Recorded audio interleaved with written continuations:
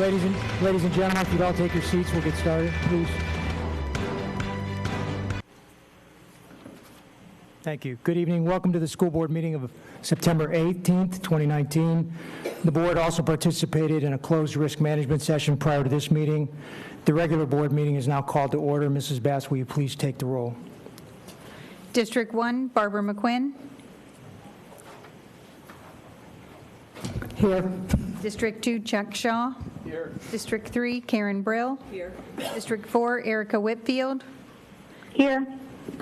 District 5, Frank Barbieri. Here. District 6, Marcia Andrews. Here. District 7, Deborah Robinson. All right, we have all 7 board members present. We'll take a motion in a few minutes to authorize Mrs. Whitfield to access the meeting by telephonic attendance. Also in attendance today is the Superintendent Dr. Donald Fenoy, General Counsel Julie Enrico, Inspector General Lung Chu, and Palm Beach County Student Council President Jaden Manuel.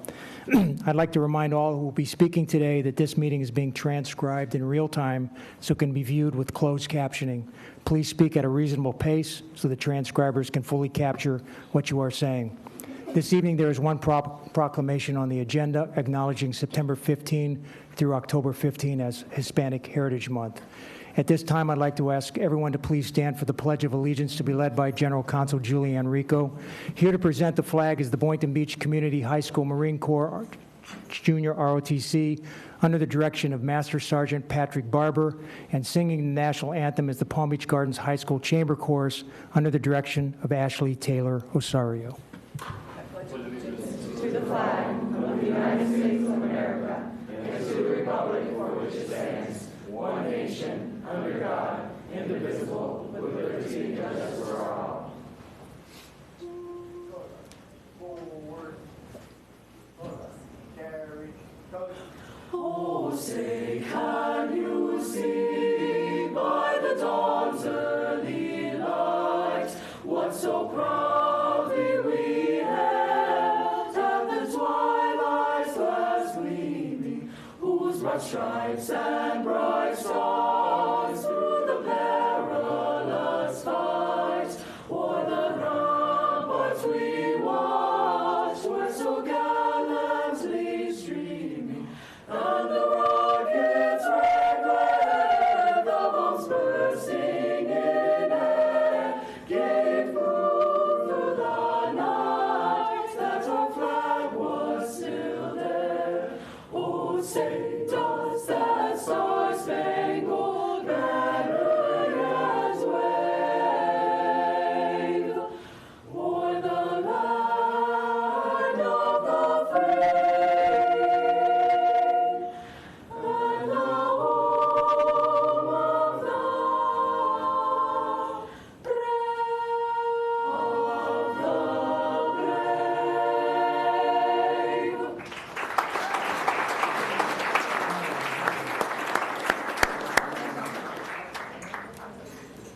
Bring this letter in. We'll be good. Carry. Coach. Okay. Good. Forward.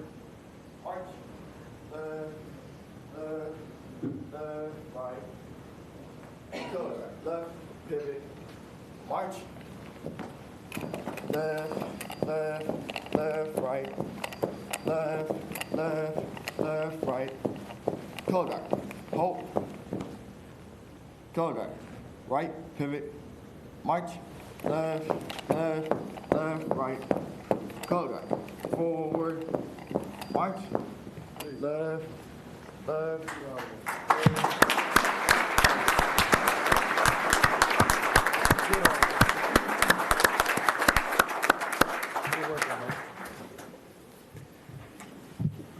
Thank you, Boynton Beach Community High School and Palm Beach Gardens High School Chamber Chorus.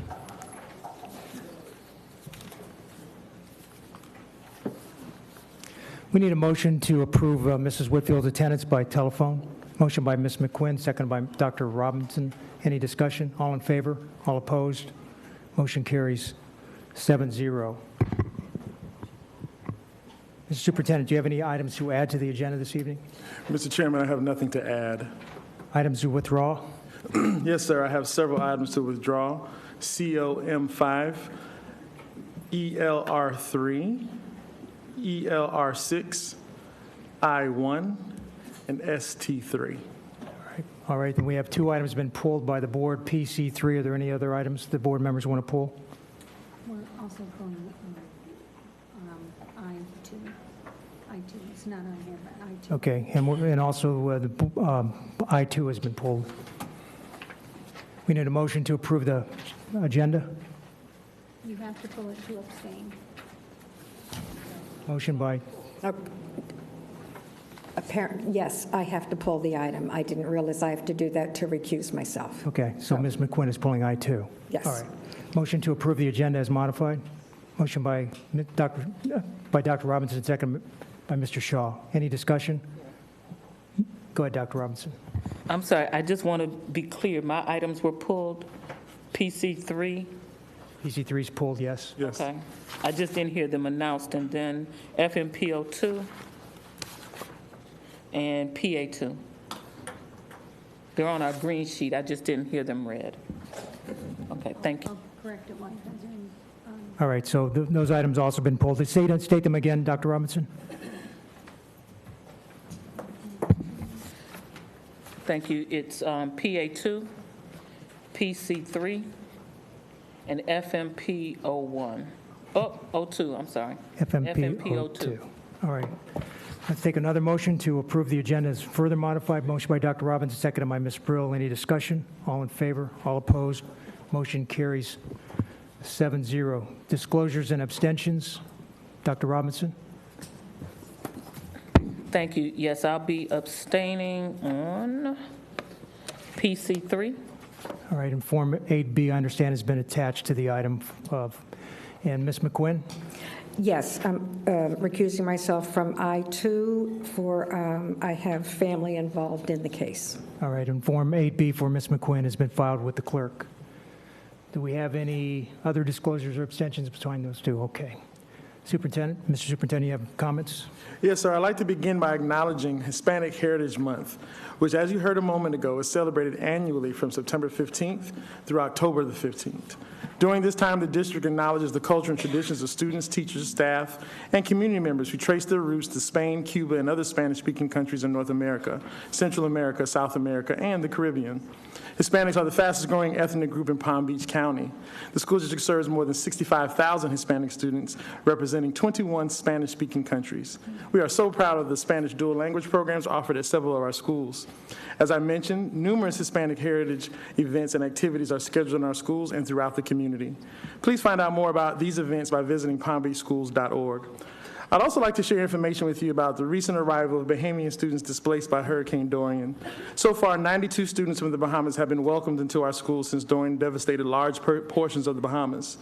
Here's what that warm welcome looks like at Alamanda Elementary School.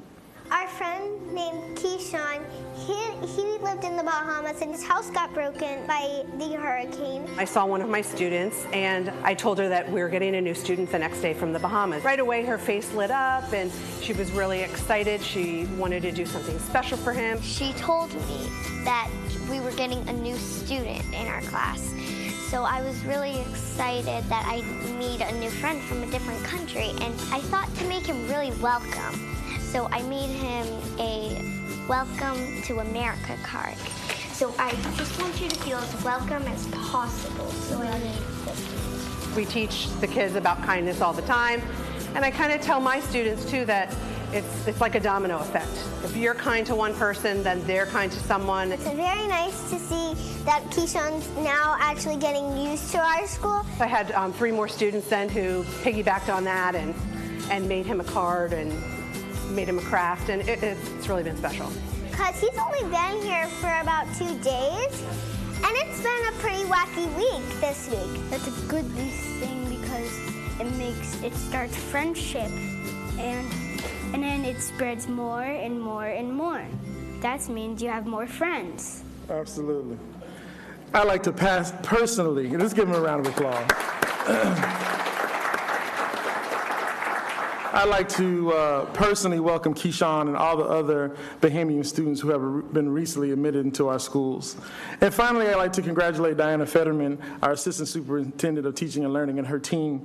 Dr. Fetterman and her team worked more than a year to secure a generous grant from the Bill and Melinda Gates Foundation. The grant will help the district provide professional learning for new teachers to support a new math curriculum for middle school students. Receiving a grant from the Bill and Melinda Gates Foundation is an honor, and I believe that this partnership will lead to better outcomes for all of our students and help prepare them for postgraduate success. Mr. Chairman, that was the end of my comments. Thank you. Ms. McQuinn, do you have any comments? Yes. Before we get to the general counsel and superintendent's evaluation placed on the agenda, I do want to particularly thank Mark Howard, who is so very helpful and kind in walking us through the process. It appears the technology changes every year, and I emailed him late yesterday evening, and of course he got right back with me. Here's my cell, you need to call me.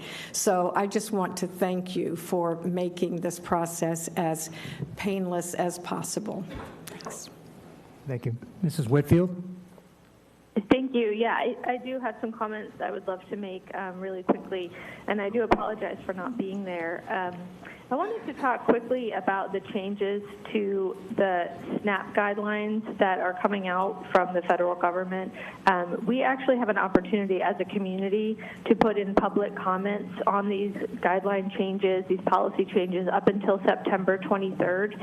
And I would encourage everyone to consider doing this. The guideline changes that they are looking to make would have an impact on about 500,000 children in the country, 7,000 of them here in Palm Beach County, who would no longer be receiving federal funding from the USDA for food. So the SNAP is where we get food for our federal from our federal government, from the USDA.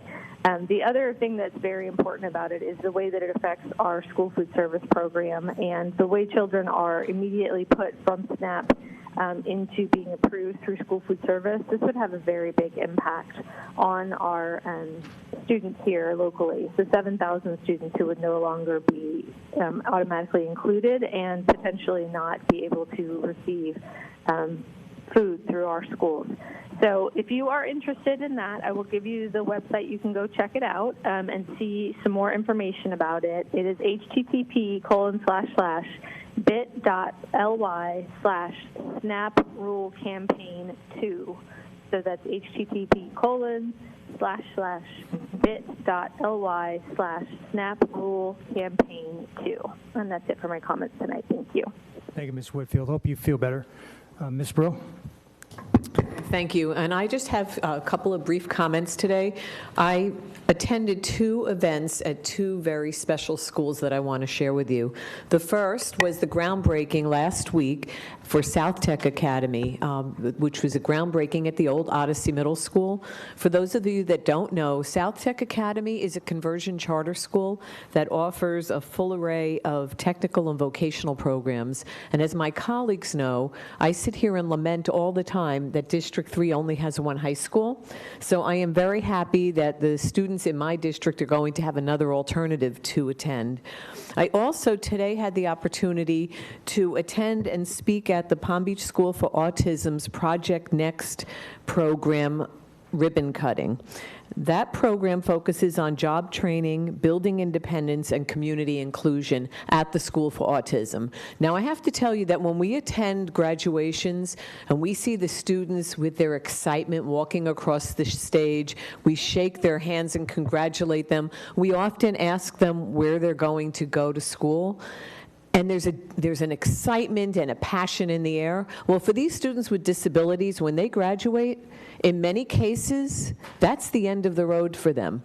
they sit at home if they don't get that job training, if they don't have the skills. And so today I had the opportunity to see some of the young people at the School for Autism learning job skills and life skills such as cooking, vacuuming, folding clothes.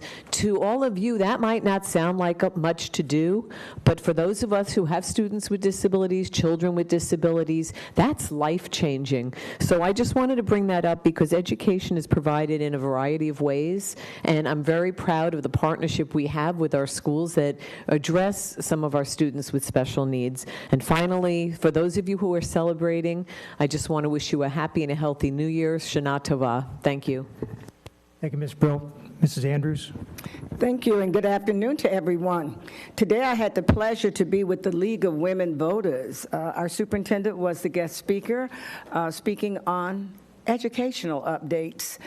I love the League of Women Voters. They are so involved within our Palm Beach County area, and they have been so supportive of the Palm Beach County School District. We thank them personally for their support with the referendum, the penny sales tax, and everything that they do for us. So it was a great time at the luncheon today. Yes, we're celebrating the Hispanic Heritage Month. It's a big time. When we think about Palm Beach County, we're looking at the Hispanic population. It's growing by leaps and bounds. 37+% of Palm Beach County population is Hispanic. When we think about celebrating, we need to celebrate our diversity every single day. And I'm asking all of you to look at the different events that will happen this month and participate. And as we move forward with working together in diversity within Palm Beach County schools, let's remember our Hispanic heritage right here in Palm Beach County. And lastly, I'm just returning from Osceola County representing you, the school board, at the legislative meeting for the Florida School Boards Association. And we were working on the state priorities for the Florida School Boards Association. And yes, Palm Beach County, we're right in line with the kinds of priorities that the state Florida School Boards Association is looking at too. You will be receiving the list that we voted on and approved last week. And I know that we'll be talking about our local priorities, and we all come together to make it happen for the school districts all across the state. Thank you. Thank you, Ms. Sanders. Dr. Robinson? Thank you. This month's Black History Fact I actually wrote last month, but then I was sick, so I hope that I keep the tense correct. So the topic tonight is the 1619 Project, and much of what I will say will be taken from the New York Times in their series on 1619.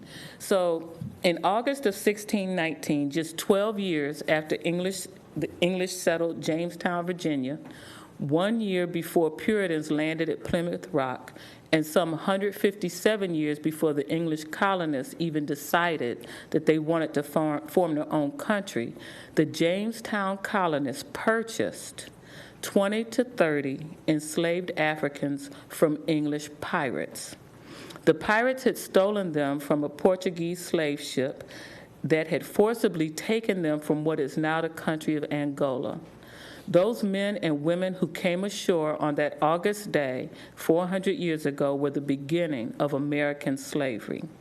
They were among 12.5 million Africans who would be kidnapped from their homes and brought in chains across the Atlantic Ocean in the largest forced migration in human history prior to the Second World War. Almost 2 million did not survive the grueling journey known as the Middle Passage.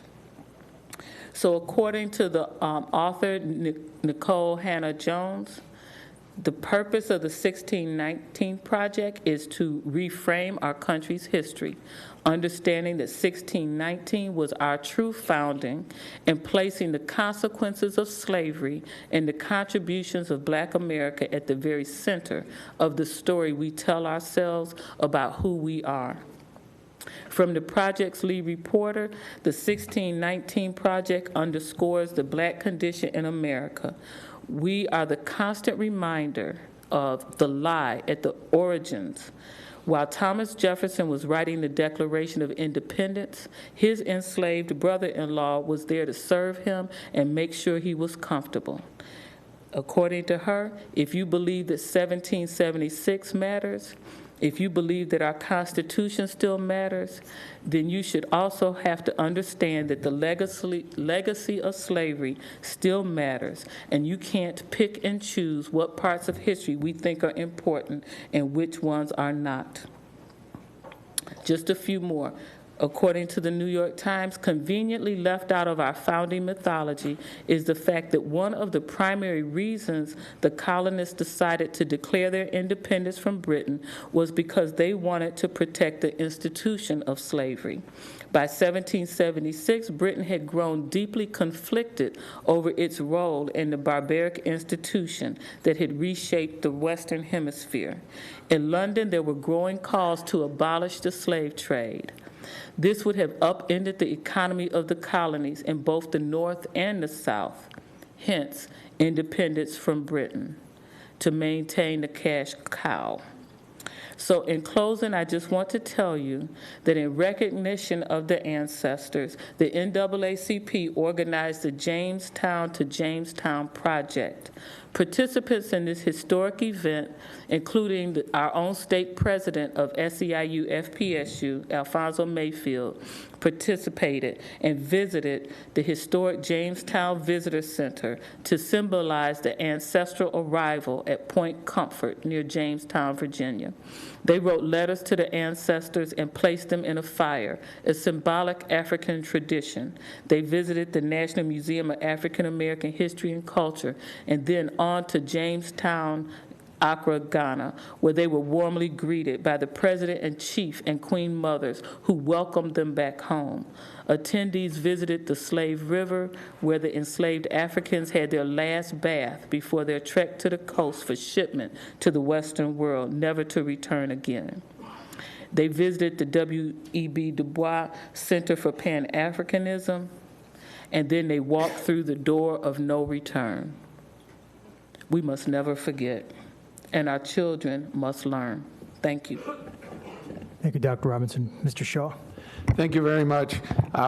When Mrs. Brill was talking about the Palm Beach School for Autism, one of the things that we saw there today as part of this next program is concern the partnerships that have been built within the community with businesses, particularly Duffy's Restaurant.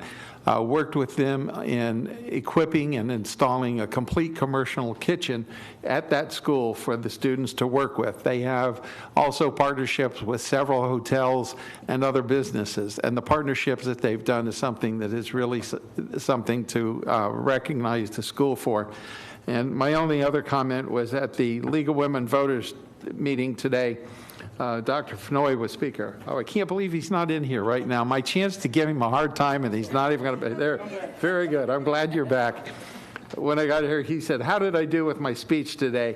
And I said, "Dr. Fenoy, you were a rock star with them." So he is now a rock star with that. But it was an amazing meeting, and he did a very good job and represented our district well. My final comment was last Saturday, I had the opportunity to be at the West Palm Beach, or the West Palm Beach Veterans Memorial Cemetery for a program that's on Saturday morning to recognize POWs and MIAs. And this was a program that was coordinated and has been done for several years by a young man by the name of Joshua Katz, an Eagle Scout. And the Scouts put this entire program together. Really, Joshua put the whole thing together himself. It was an amazing program and something that makes you very proud of our students in Palm Beach County for what they do and the efforts they put forth. Thank you, Mr. Shaw. As to my report, the chairman's report is attached to your agenda. You all have a copy of the various meetings that I had as board chair over the last month. In addition to the meetings that are scheduled, I had, of course, the regular meetings with the superintendent, deputy superintendent, chief operating officer, and the other administration and the upper administration.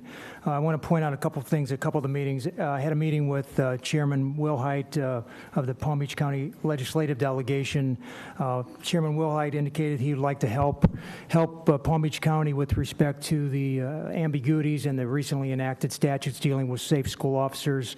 And he asked if we could get him information as to the ambiguity so that he could understand them and help us with those. I asked Mrs. Rico's office to, if she would provide him with an explanation for the issues in that area, and she's agreed to get that information to him. Chairman Wilhite also asked some questions about security issues in the schools, and I suggested he meet with Chief Kitzrow to review those concerns. I spoke with Chief Kitzrow, and his office is arranging that meeting also. I was asked to attend the Golden Bell Foundation breakfast and be the keynote speaker, and on behalf of the board and superintendent, thank the foundation for its long history of supporting our schools.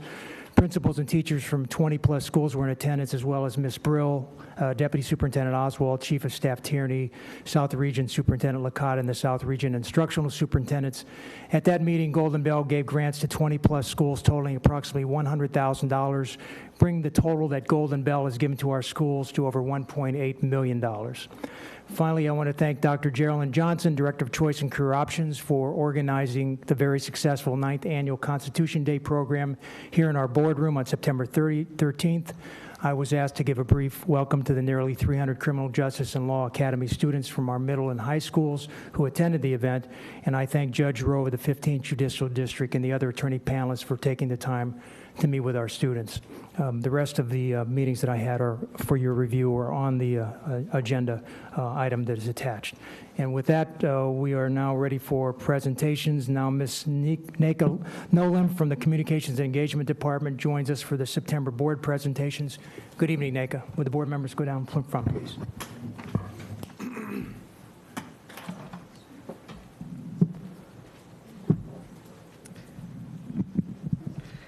Good evening, Mr. Board Chair, board members, superintendent and staff, and community members.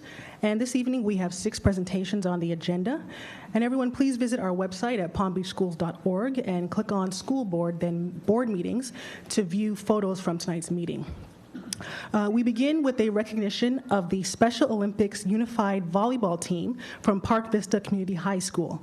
They won first place at the state championship in the Special Olympics State Summer Games in Orlando back in May 2019. Most of the players on the team were in their rookie year, with only 2 players returning from last year.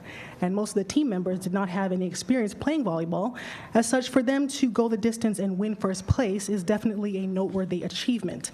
Congratulations to the Special Olympics Unified Volleyball Team from Park Vista High School for winning first place at the Special Olympics State Summer Games. Here to accept this recognition, we have Stephanie Gilbert, an ESE teacher at the school and the team's coach, Randy Mashongnek, also an ESE teacher and coach, and the volleyball team. And we also want to acknowledge Park Vista's principal, Mr. Reginald Myers. Let's give them a round of applause.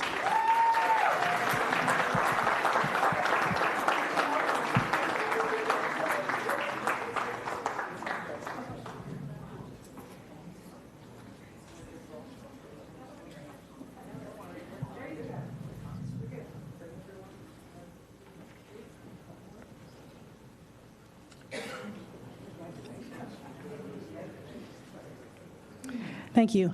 And next, we want to recognize another team from Park Vista High School, the girls softball team, who won the Florida High School Athletic Association Class 9A State Softball Championship back in May.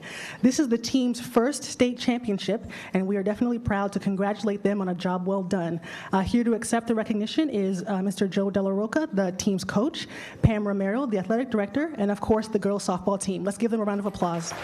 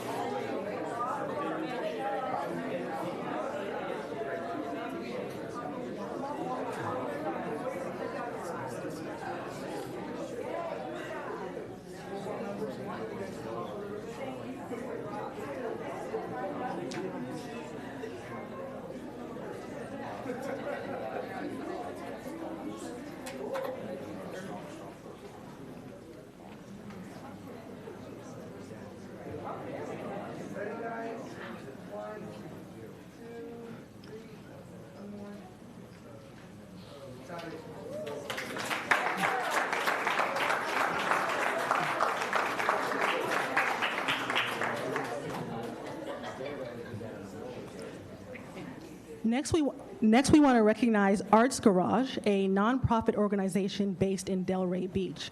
Over the past few years, they have provided support to the school district in a number of ways, including delivering backpacks to a number of schools, providing scholarships for 10 weeks of classes to the girls' chorus at Carver Middle School, supporting SD Spady Elementary School's chorus fundraiser concert so that the chorus can travel to perform in New York City, providing scholarships for any students whose parents cannot afford to pay for arts education programming. And the Arts Garage Director of Arts Education works with and provides support to several schools in the Delray Beach area. We are grateful for Arts Garage and their continued support of our students and arts education in the school district. And here to accept this recognition, we have Marjorie Waldo, the President and CEO of Arts Garage. Let's give them all a round of applause.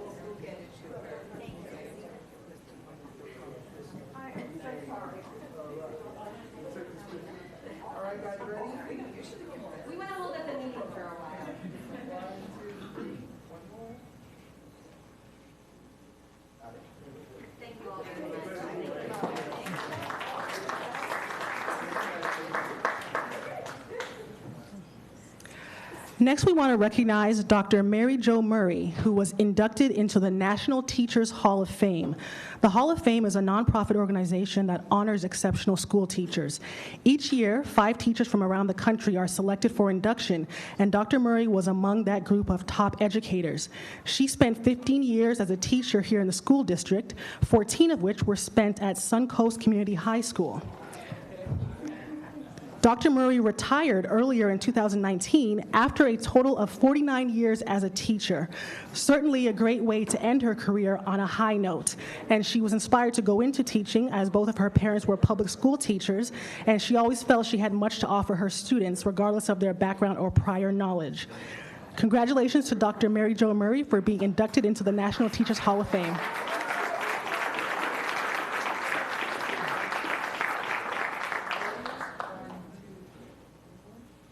And we also want to acknowledge Ms. Karen Wetzel, who is the current Central Area Instructional Superintendent, who previously served as the principal at Suncoast High. Thank you so much for being here.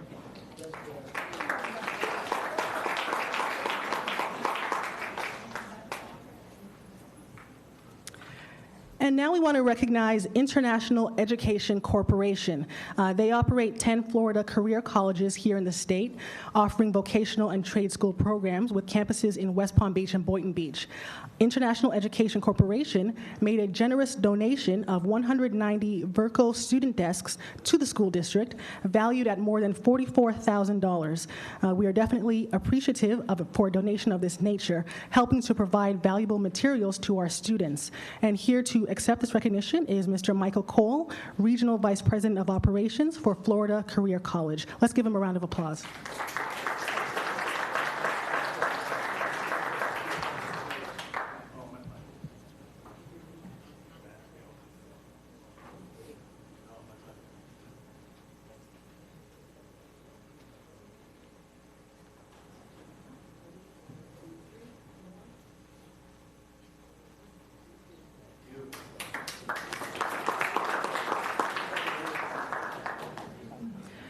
And finally this evening, we are recognizing the first cohorts of interns in the NYU Teacher Residency Program.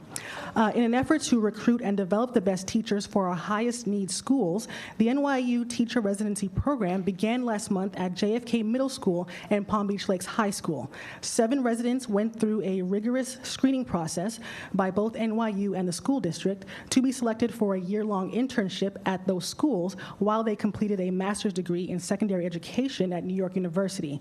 The residents will serve as a co-teacher for a full year and gradually assume more classroom responsibilities.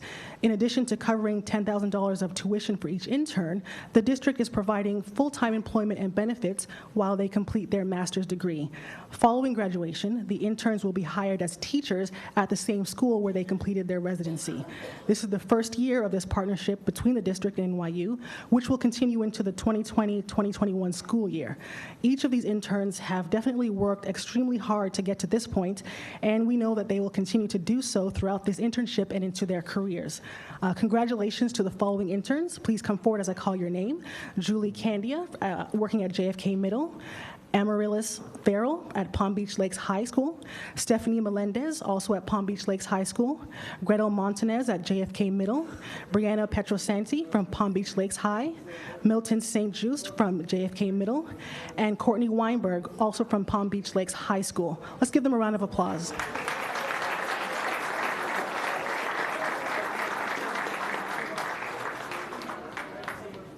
And we also want to acknowledge Mr. David Alfonso, the principal at Palm Beach Lakes High, Ricky Clark, the principal at JFK Middle, Dwight Graydon, assistant principal at JFK Middle, Tim Kubrick, the HR partner, recruitment and retention for the district, Dr. Gonzalo Lacava, chief of human resources, and Nora Rosenzweig, NYU faculty residency director, New York University faculty, and university support instructor for interns.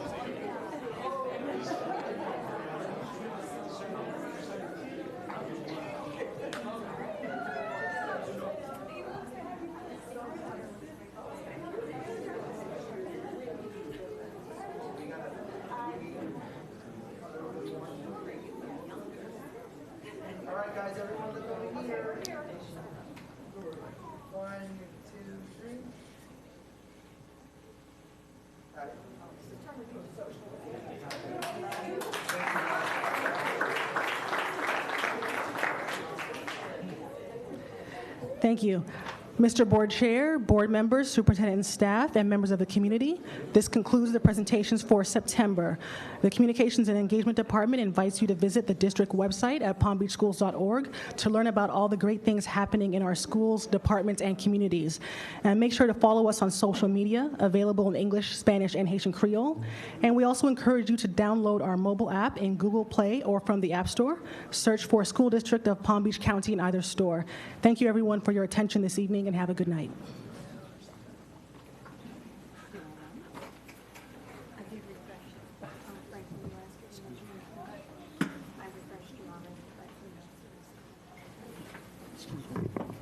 With the board members refresh their computers, the clerk has made some changes to the agenda.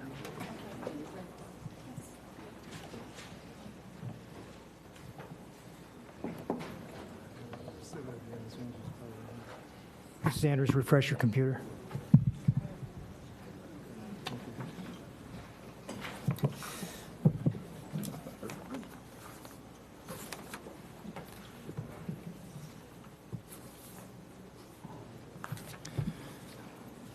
All right, we are ready for a report from our Palm Beach County Student Council President, Jaden Manuel.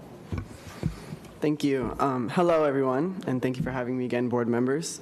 Royal Palm Beach High School just hosted the first Palm Beach County Student Council meeting on Thursday, August 29th, where we had 20 schools and nearly 200 students come to share their projects and ideas with the rest of our county. A couple of the projects that stood out the most included Seminole Ridge High School's Sit With Someone New project, where they decorated 2 lunch tables in their cafeteria on the first day of school and invited students to sit at the tables to meet new people so that no one felt left out. Park Vista High School's new Teacher Welcome project, where they gave survival kits filled with supplies needed throughout the year to the 17 new teachers being welcomed to the school, creating a healthy student-teacher relationship at the beginning of the year. And West Boca High School's Reading Buddies, where their student government went to Florence Fuller Center to read to little kids and help them improve their reading fluency and comprehension skills.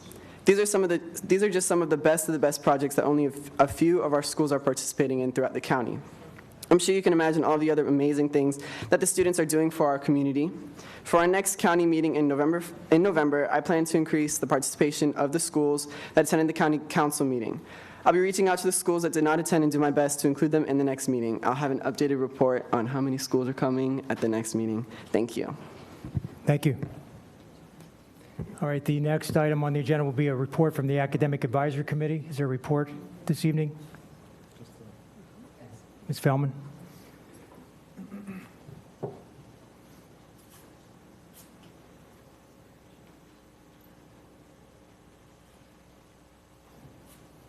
Good evening.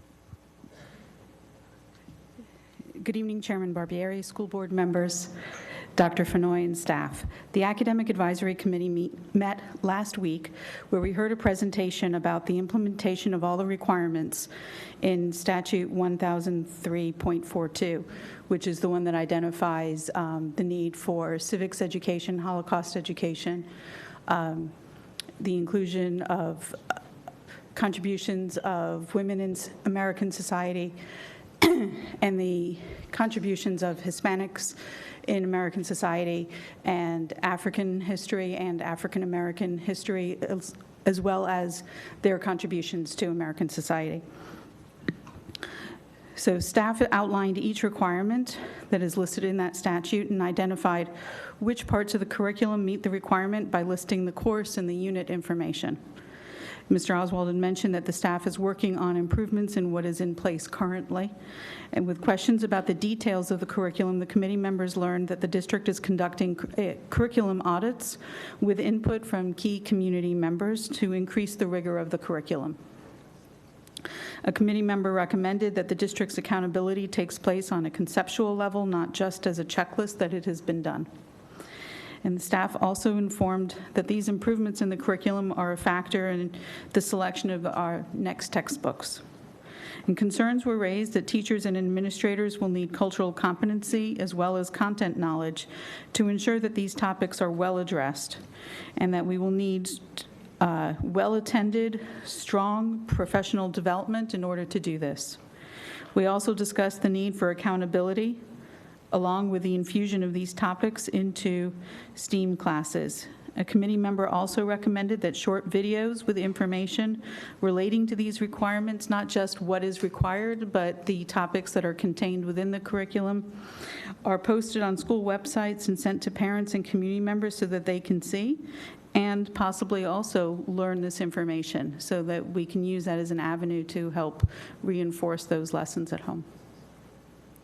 Thank you. Any questions? The Academic Advisory? Thank you, Ms. Feldman.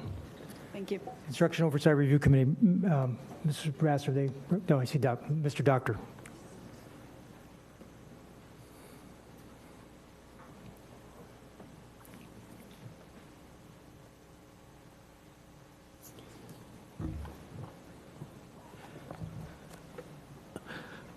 Good evening, Chairman Barbieri, school board members, Dr. Fenoy. My name is Lou Doctor. I'm here representing your Construction Oversight and Review Committee. We met on September 12th. 12 out of the 13 Cork members were in attendance, so we had a good attendance, and they all obviously participated. Under your consent agenda of 14, there were 4 items listed under facilities construction. FC1 on Citrus Cove Elementary and FC2 on Okehili and FC3 on Coniston all returned money to the district. $12.4 thousand for Citrus, $13.8 for Okehili, and $13.7. Those are funds that were no longer necessary as the work proceeded, and they returned the funds, and obviously they were put into the appropriate sources of where the money came from. FC4 was approving the contingency report. As you know, you've authorized the superintendent and his staff to do contingency funding of a minor nature in order to keep the work going. Once a month, we get a summary of the report, which we review, and we went over it, and we had no problems with the content of it. Some of them were funds that were returned for not needed, and others would have fixed unanticipated problems, design problems, and unexpected conditions, and it was well received. Under purchasing construction at PC1, that's pre-qualified vendors. As you know, we extend existing vendors after 3 years on the list, and we qualify new vendors as they come up. 3 new vendors and 4 renewal vendors were approved, and that went forward on consent. For design services, PC2 for Wellington Middle School is facility renovation and repairs, and that went forward by consent. PC3 was a construction management at risk contract. That was for the greater West Palm Beach, West Lake Worth High School. It's the contract for the construction of the school itself. We're delighted to see that happen because last month we approved the design. This month we're approving the construction, which means that the contractor and the designers, architects are going to be working together so that they're both familiar with the design, the school gets done efficiently, and very few change activities will be experienced. It's a great way to run the business, and your staff did a good job of it. We don't know what the final cost will be. The budget, which isn't the amount of the award, but the budget's approximately $75 million. It's probably the first high school we've built in Palm Beach County in a number of years, and it's sorely needed both for the overcrowding of the schools in the area and for the new people that are moving in. So it was great to see that moving forward, and it was approved by consent. We had 900 pages of data, and our staff had no questions. Finally, a PC4 Boynton Beach High School roof replacement. That had a lengthy discussion because of the experience of the people on your core committee. How you handle flat roofs, how you handle peak roofs, what type of materials, what type of technology, and your staff did a very nice job of answering all the questions, and that was approved by a 12-0 vote. If you have any questions, I'd be happy to. Any board questions? No. Thank you, Mr. Doctor. Thank you. Take us to elected officials and delegate speakers. I'll call your names. There's two podiums, one on either side of the room. Would you please take those podiums as I call your names? First is James Goverlos, President and CEO of Our Education Foundation, and Charmaine Postal, President of Palm Beach County PTA. Be forewarned, I brought visual aids.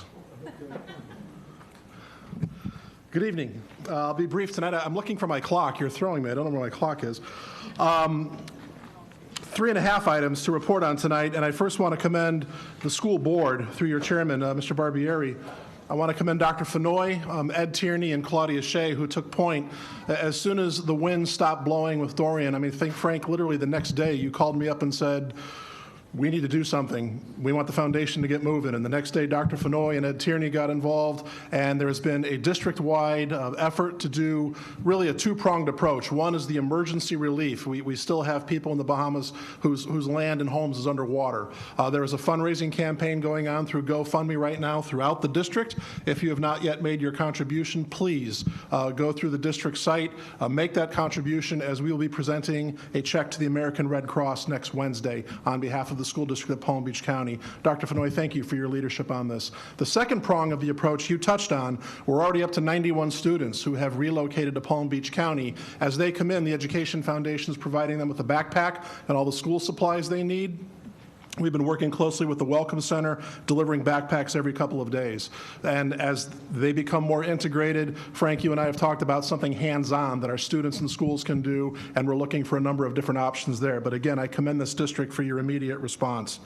Next Thursday night, the Education Foundation at Kaiser University's flagship campus will hold our annual Go Teach Grant Award ceremony. Hopefully, you will be able to attend, board members and superintendent. 94 grants totaling $107,000 will be passed out to our Palm Beach County heroic teachers who have done creative and innovative ideas. So that will take place starting at 5:30 at the flagship campus, again, Kaiser University. Please take part in the Go Teach and just see the amazing work done by our teachers. Red Apple Supplies, we've talked about the growth and our planned growth as we try to, at one point in the next 8 years, involve all of our 179 district schools. Last year we were serving 43 schools. I'm proud to say we're on point. We've already onboarded 5 more schools, bringing the total to 48 who are being served at Red Apple. And I can tell you that as of today, and we're only a month and a half into the year, we have already distributed $221,000 in school supplies through Red Apple Supplies to our Title I schools. So I want to congratulate the entire team there. As part of Red Apple Supply, we will be receiving we have received a check of $10,000 from LexisNexis. And they wanted to do something new. They wanted to do a STEM project through Red Apple Supply. Tomorrow, LexisNexis employees are going to be packing up hundreds of these. We've created STEM kits, which will be available through Red Apple Supply. Board Member Andrews, I gave you my word. We're going to make sure that your schools get first crack. These will be available to our Title I schools and eventually to everyone through Red Apple Supply. Frank, Dr. Fenoy, I want you to know the staff you have at Your Ed Foundation. You often say very kind things about me. I just open the door in the morning and I get out of everyone's way. The program director at the Ed Foundation, Jennifer Etheridge, is a former school principal. Teresa Dabrowski, who's our chief engagement officer, is a former public school teacher of 5 years.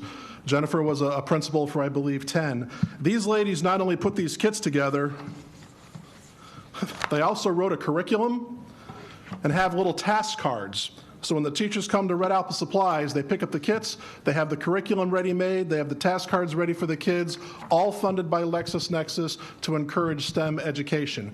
It's what Your Education Foundation is doing, bringing the business community and looking for new, innovative, creative ways to serve our students. Red Apple Supply is now branching off into STEM, as through a grant with the Ventus Charitable Foundation, we branched off into books last year. Who knows where we'll go tomorrow? The sky is the limit. Ladies and gentlemen, we are Your Education Foundation. Thank you very much. Thank you, Mr. Gallo. Your team, you and your team doing a tremendous job for our students and our schools. Thank you so much. Mr. Post. Good afternoon, Board Chair, Board members, Superintendent, and staff. Good evening, if it's not afternoon. Palm Beach County had 2 events since we have last met. One on August 26th here at the district, where some of our North and Central Region local unit members were here, where we met with Deputy Superintendent Keith Oswald and a couple of members of our board members. It was an informal meet and greet. September 14th, this past Saturday, it was a successful event that started with the greetings and presentations, our first general meeting and training at the Safe Schools Institute down in Boca Raton, Florida. We had greetings and presentations from Florida PTA President Linda Kirshner, Angie Atwell from the Department of Education School Improvement Bureau, Eric Stern, Sandy Goodman from U.S. Census Bureau, and Vern Pickup Crawford from Schoolhouse Consulting. Several local units participated in the local unit showcase, and vendors had the opportunity to offer programs and fundraising opportunities to our local units. 2 workshop sessions covered topics for potential PTA members to our seasoned officers. Topics covered included the good, bad, and the ugly about PTA, programs, scholarships, grants, and advocacy efforts, as well as responsibilities as a nonprofit organization. In addition, Florida PTA, in partnership with the Florida Department of Education, held a From Report to Results, also known as Data for Good, workshop to explain the importance of the new Florida report card. The event ended with lunch from our event sponsor, Papa John's. Our next event is January 14th, on Tuesday, January 14th. So for our Central and North region, as well as our Glade Central, who are looking to have parent engagement at their schools, Rolling Green Elementary will be the next parent engagement meeting, community meeting. So I'm going to throw out a few numbers, and I look like I have a good time. 36, 13, 5, 0, 1. 36 schools in the South region, 13 in the Central, 5 in the North, 0 in the Glades, 1 in the district. Oftentimes we hear PTA. Who are we? What do we do? And we insist on having a seat or bringing our own chairs to the table when it relates to children. Our mission: making every child's potential a reality by engaging and empowering our families and communities to advocate for all children. Traditional, charter, home, early childhood, juvenile justice system, all children. At the County Council, what do? We're a direct link to Florida PTA, National PTA. Hint, if you didn't know what National PTA, the National Standards of Excellence. We have been around for 120 years, and still today, we're standing strong. We are every child, one voice. So what did those numbers that I previously called? Those are the numbers of schools that we represent in this district. That didn't seem like a lot, right? Now here's another set of numbers: 19, 33, 25, 1139. 19 in the south, 33 in the central, 25 in the north, 11 in the Glades, 39 district charters. Those numbers represent schools that do not have an active parent engagement group in their schools.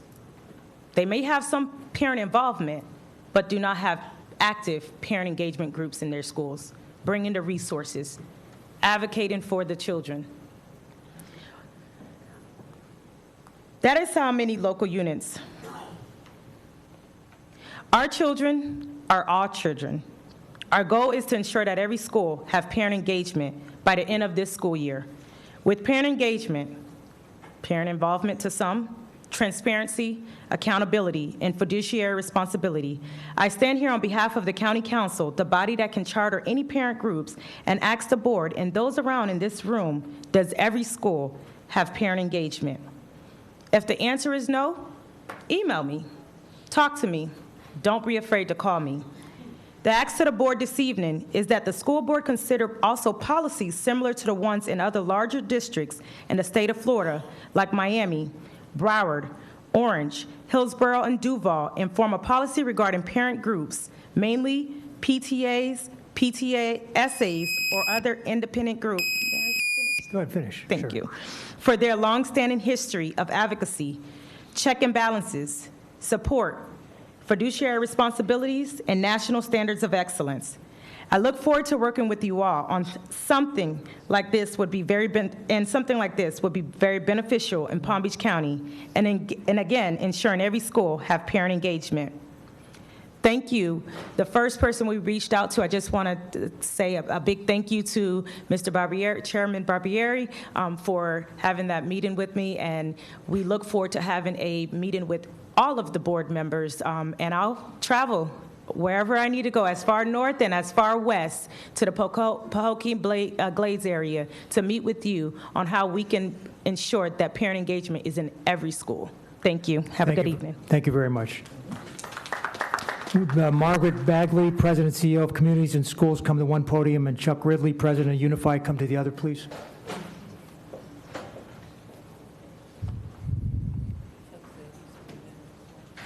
Okay.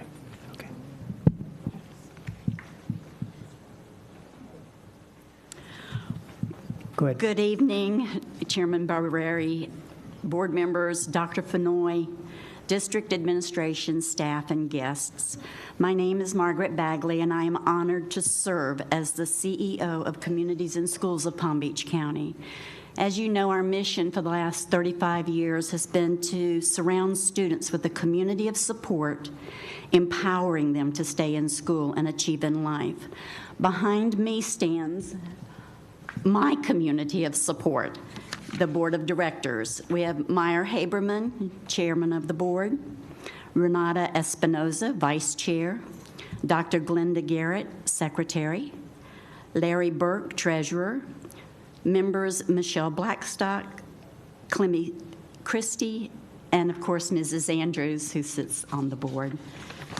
We've come today, we wanted to express our gratitude for your support and assistance in expanding our evidence-based program into 7 new schools through a partnership grant. Through that grant, we now have trained and placed 7 new graduation coaches in those schools, providing services to students struggling with academics, attendance, and behavior. That places a total of 12 Communities in Schools graduation coaches in Title I high school and middle schools within the district. Again, thank you for supporting our Communities in Schools program. We look forward to seeing great results and hopefully expanding further in the future. Thank you so much. Welcome. Thank you for what you do for our students. Thank you very much. And don't forget, we'll be there to help with any of the Bahamian students that come in as well. All right. Thank you. I understand Mr. Ridley's, Mr. Ridley, okay.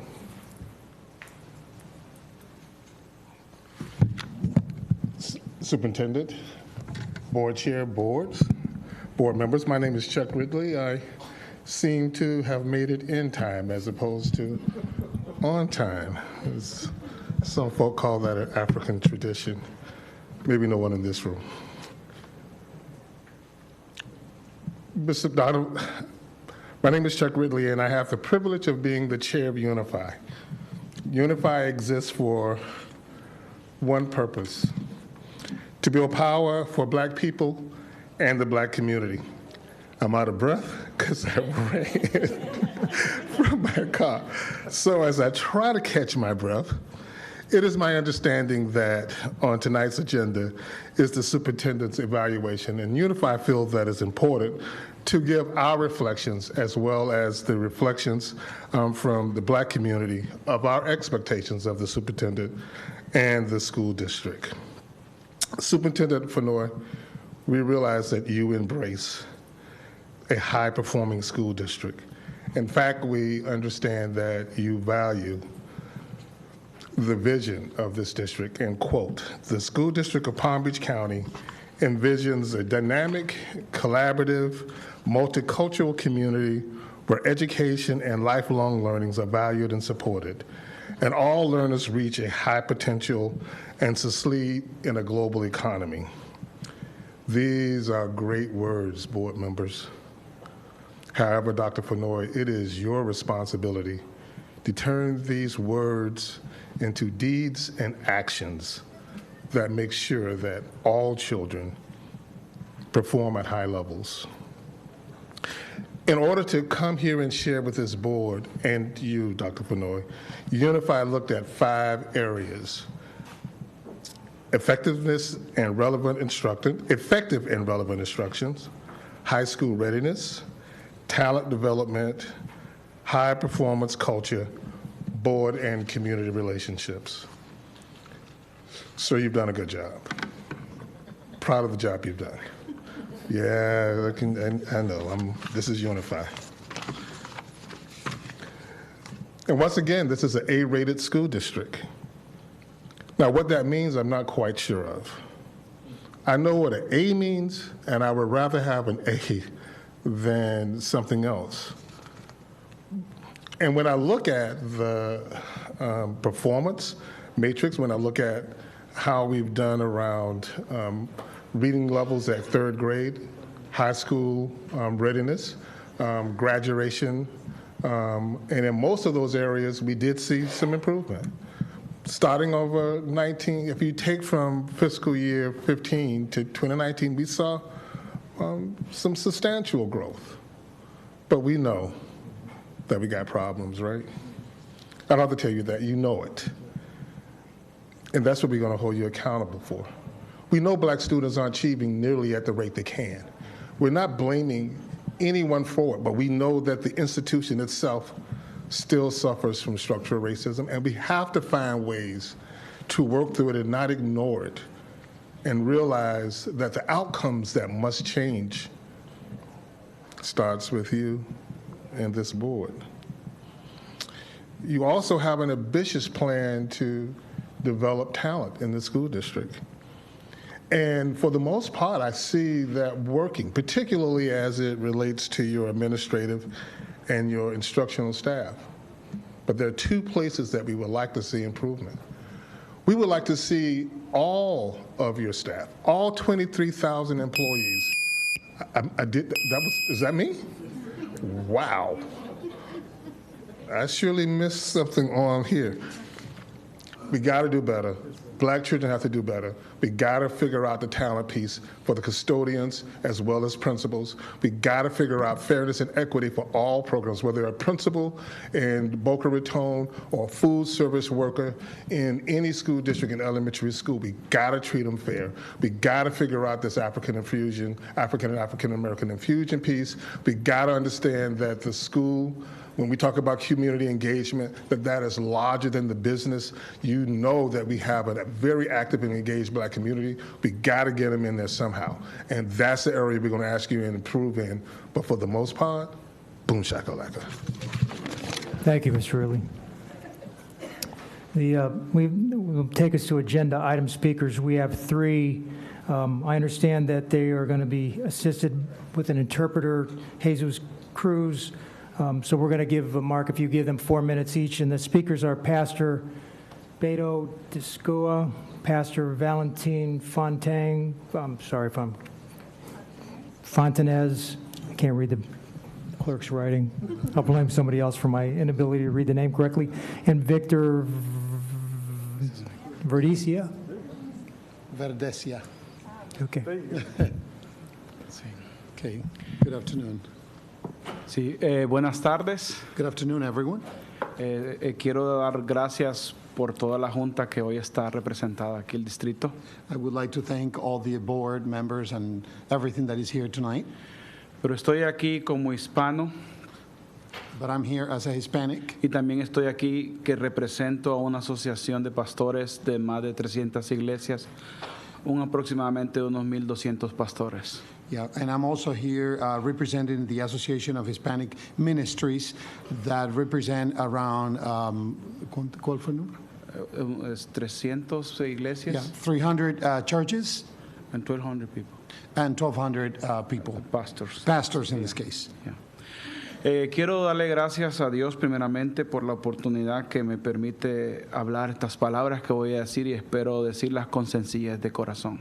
Yeah, I would like to thank God first of all for the words that I will be saying, and they are coming from the bottom of my heart. Es importante para nosotros como hispanos y como comunidad hispana. It is very important for us as a Hispanic community. Es ver que somos un 35% de la población hispana de aquí del condado. That we are 35% of the Hispanic of the community. The Hispanic community already represents 35%. Y hemos visto que muchas de las ha habido mucha necesidad en lo que queremos tener como un poquito más. No es que hay, pero queremos tener un poco más de representación hispana aquí en la comunidad, en el distrito. And we've been seeing the need of Hispanic representation in this case in Palm Beach County. We understand that there is representation, but we would like to see a little bit more. Queremos tener más asistentes dentro de las escuelas locales, mayormente en aquellas áreas que están sobrepobladas como hispanas. Yeah, we would like to see more Hispanic representation as assisting in the local schools in this area where the Hispanic population is higher. Hace 25 años atrás yo me mudé para este condado. It's been 25 years ago I moved into Palm Beach County. Y había poca gente que hablaba español. And there were very few people who spoke Spanish back then. Pero 25 años después, por cualquier lado nosotros vamos y miramos lugares hispanos, de restaurantes y muchas cosas que comúnmente hay ya en la comunidad. But 25 years later, we go around and we see that there's a lot of restaurants, a lot of Hispanic people that are in the community. Y hemos visto cómo la comunidad hispana ha crecido en este condado. And we have seen how our Hispanic community has grown in this community. Pero también hemos visto que hay poca participación de nuestra gente dentro de las escuelas trabajando para ayudar a nuestra gente, principalmente a aquellas gentes que han tenido que tener un éxodo como Venezuela, un ejemplo, que tuvo que emigrar y hoy tienen muchas personas aquí. Okay. We've been seeing a lack of representation in the schools, especially for instance, Venezuelans that they have all come and there's not enough representation for them. Y algunos de ellos no hablan inglés. And many of them do not speak English. Cuando vemos cómo crece la comunidad, pero también queremos ver más representación dentro de la escuela, un ejemplo, queremos ver más personas por ejemplo, más directores principales. Yeah, as we see that the community is growing, we would like to see more principals, Hispanic principals. Y porque hay cosas que son bien importantes para nosotros. Because there's a lot of things that are very important to us. De saber que hay personas que están ahí dentro. Knowing that there are people that are in the system. Y que nos pueden ayudar. And that they can help our Hispanic community. Cuando vengamos a ellos. When we come to the district itself. Un ejemplo, hemos trabajado con Patricia Trejo. For instance, we have worked with Patricia Trejo. Como asociación de pastores. In this case, with the Association of Ministries, of Hispanic Ministries. con Jesús también. We have also worked with Jesus as well. Y hemos visto muchas de las bendiciones que hay, pero hemos visto que nuestra comunidad tiene temor todavía. And yes, we have seen a lot of blessings, but we see that our community, it's a little bit still afraid to come to the schools and to participate. Que consideren esto como una petición. Please consider this as a petition. Y que lo miren y que lo analicen. And please analyze it and look at it, review it. Y muchas gracias. And thank you very much. Thank you. Buenas tardes. Good afternoon. Primero quiero agradecerle I first would like to thank you por darle la oportunidad de poder hablar for giving us the opportunity to speak y también por celebrar el mes de la hispanidad. and also for celebrate the Hispanic Heritage Month. Se han dado cuenta que cada cultura You have realized that each culture tiene su peculiaridad. Has their own characteristics.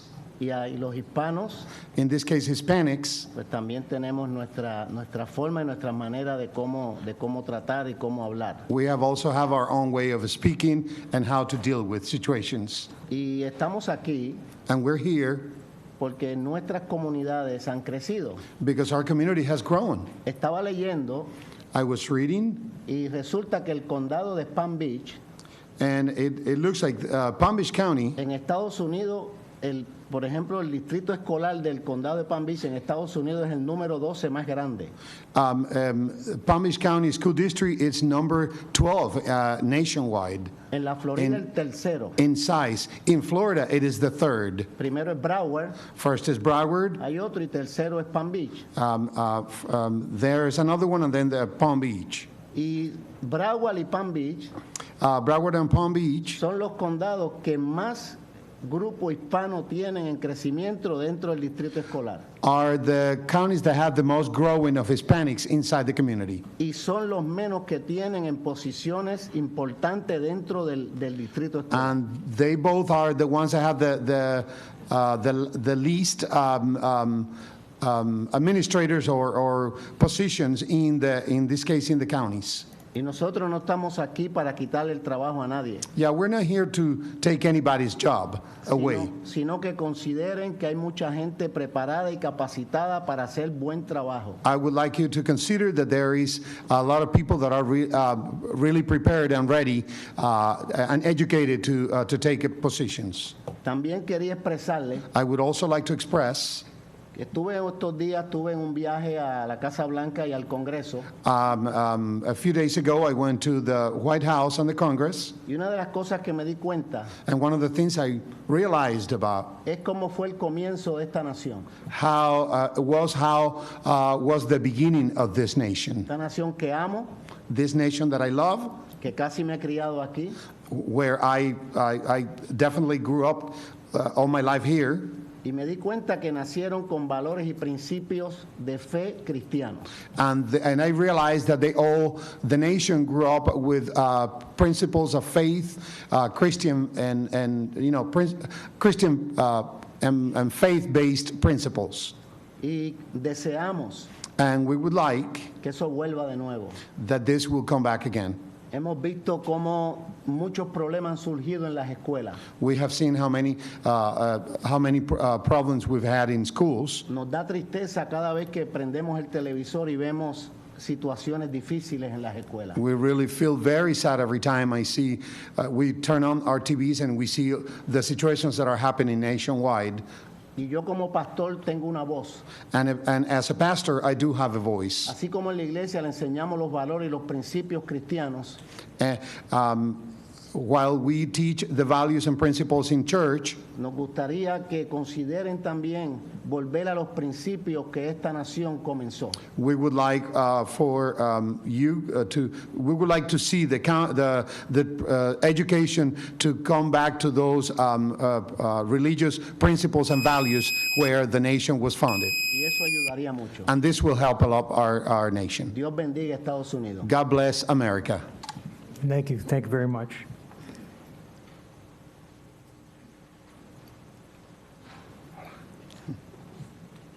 Buenas tardes, miembros de la Junta Directiva, personal administrativo y invitados. Good afternoon, board members, administrative members, and all the invitees to the meeting. Mi nombre es Víctor Verdesia, soy de origen venezolano y soy miembro de esta comunidad por alrededor de 20 años. Yeah, my name is Victor Verdesia, and I'm a Venezuelan community leader, and I've been in this community for 20 years. Es muy interesante saber que la mayoría de los inmigrantes latinoamericanos que han venido a este condado It is very important to know that the majority of the Hispanic people that have come to this county son personas preparadas con altos grados académicos y con master degrees. are people that are very highly educated, even with master's degrees. Son representantes de acerca de unos alrededor de 20 países hispanos. They are representatives from 20 Hispanic countries. Entonces, como miembros de esta sociedad, estamos creciendo nuestros hijos en este área. And as members of this community, we are growing our kids in this community, in this county. Somos parte de una familia, los blancos, los negros y los hispanos. We are part of a family, white, blacks, Hispanics. Y la idea es compartir el espacio juntos. And the idea is to share the space together. Entonces, de este modo, hemos tomado partes en la área laboral. And this way, we have been able to take part in the working force. Y también, digamos que deberíamos ser representados de una manera equilibrada, considerando los grados y los conocimientos de cada individuo. And I believe that we should be balancedly represented according to the communities. De este modo, aparte de los trabajadores, los que limpian las escuelas, los maestros y los asistentes y los directivos, This way, everyone that works in the schools, like custodians, teachers, administrative staff, también es importante que formemos parte de todo lo relativo al condado y al área administrativa, a la junta directiva y al personal del distrito escolar. we should also be part of all these staff, including the board, the administrators, etc. De este modo, conociendo nuestras culturas y respetando nuestros espacios, pensamos que juntos podemos hacer cosas maravillosas. This way, we believe that together we can make things, great things. Al final, todos somos parte de este condado y somos miembros de esta familia. Yeah. At the end, we're all part of this county and members of one family. También quiero hacer un específico particular. And I also would like to make specify. He estado revisando los salarios y las funciones de la estructura del distrito escolar. I've been reviewing the salaries and the structure of the school district of Palm Beach County. Y es imperativo, por ser una función educativa, que sean incrementados a todos los niveles. And it is imperative for this to be raised in all levels. Gracias por sus consideraciones en este respecto. Thank you for your consideration to these matters. Buenas noches para todos. And good evening to everyone. Thank you.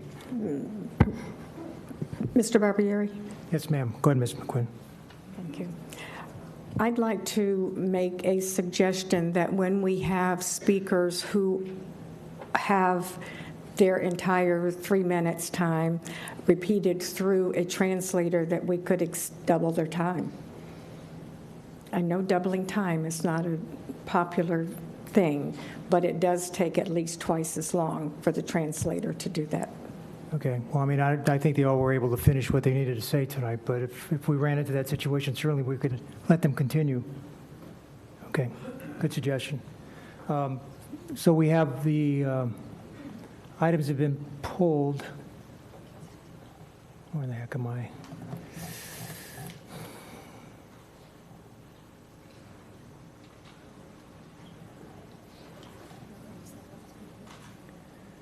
Madam Clerk, read off the items that have been pulled so we can approve the consent agenda, see if anybody wants to pull anything else. Items pulled are FMPO2, I2, PA2, and PC3. All right, the board members want to pull anything else? If not, we'll take a motion to approve the consent agenda. Motion by Mr. Shaw, seconded by Mrs. Andrews. Any discussion? All in favor? All opposed? Motion carries 7-0. Mrs. Whitfield, you still there? Motion carries 6-0. All right.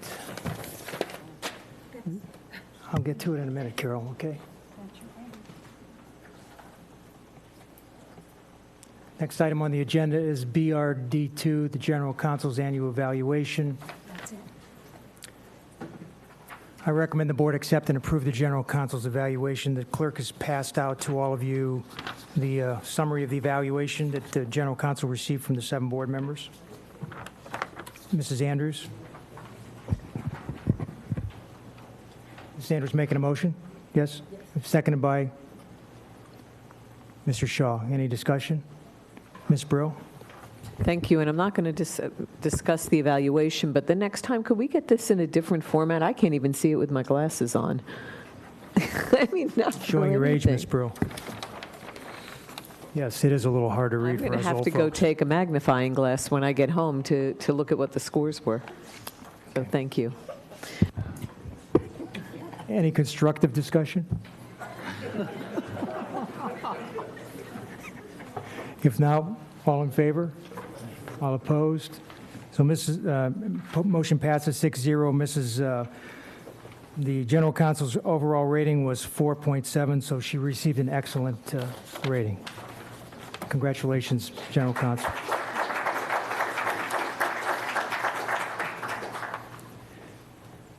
Let's hope it goes as well for you, Mr. Superintendent. The next item on the agenda is I recommend the board accept and approve the superintendent's evaluation, which is a little easier to read here. We have a motion? Motion by Mr. Shaw, second by Dr. Robinson. Any discussion? Ms. McQuinn? I missed my opportunity with Ms. Rico, so now we'll move to Dr. Fenoy. I do want to let Dr. Fenoy and the entire public and staff know that the thing I am most proud of Dr. Fenoy for is as I watch him make decisions. We may not all agree with him. I told him before the hurricane call about school or not on that Friday, whatever decision he makes, 50% of the people are going to hate you. And so I would say our emails came about 50% either way. So about dismissing school or when we start back. But I do know that he makes his decisions based on what ultimately he believes is best for our students, emotionally and academically. And that he very much recognizes that the most direct influence on those students are the teachers in the classrooms, clearly the support staff that we have added to schools, but the teacher who's teaching the student and the administrators in the schools. And Dr. Fenoy recognizes that, so I appreciate it. Thank you. Ms. Brill? Thank you. So I stayed true to form, and I warned Dr. Fenoy when I met with him. I said, historically, just in case you haven't heard, I'm the toughest evaluator the first time around.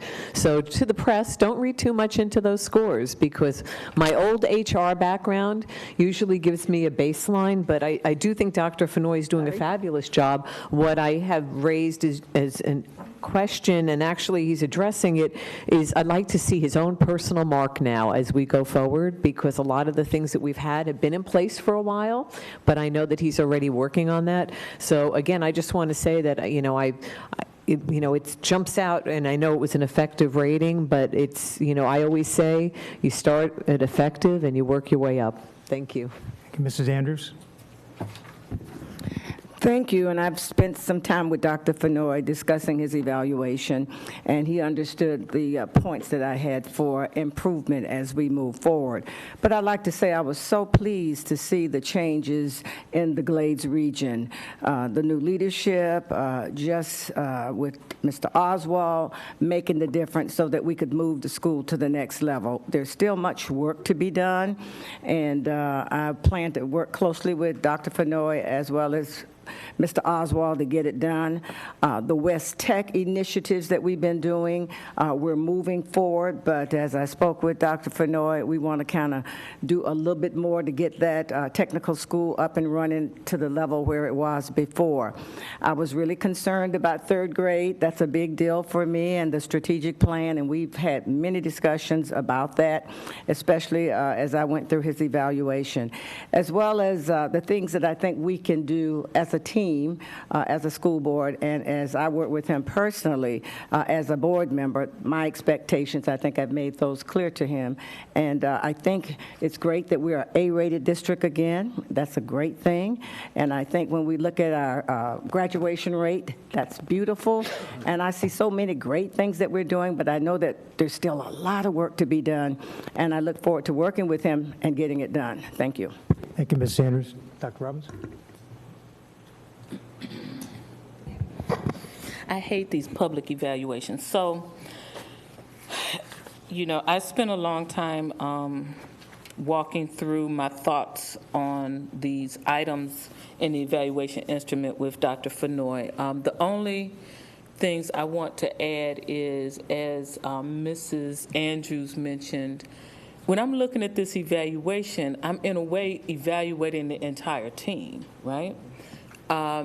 And so with that in mind, I will just make these few comments that are part of his written evaluation, that we still focus too much on schools and not students, which I think is a problem. I think if we focus on students, the schools will come, meaning the school grades.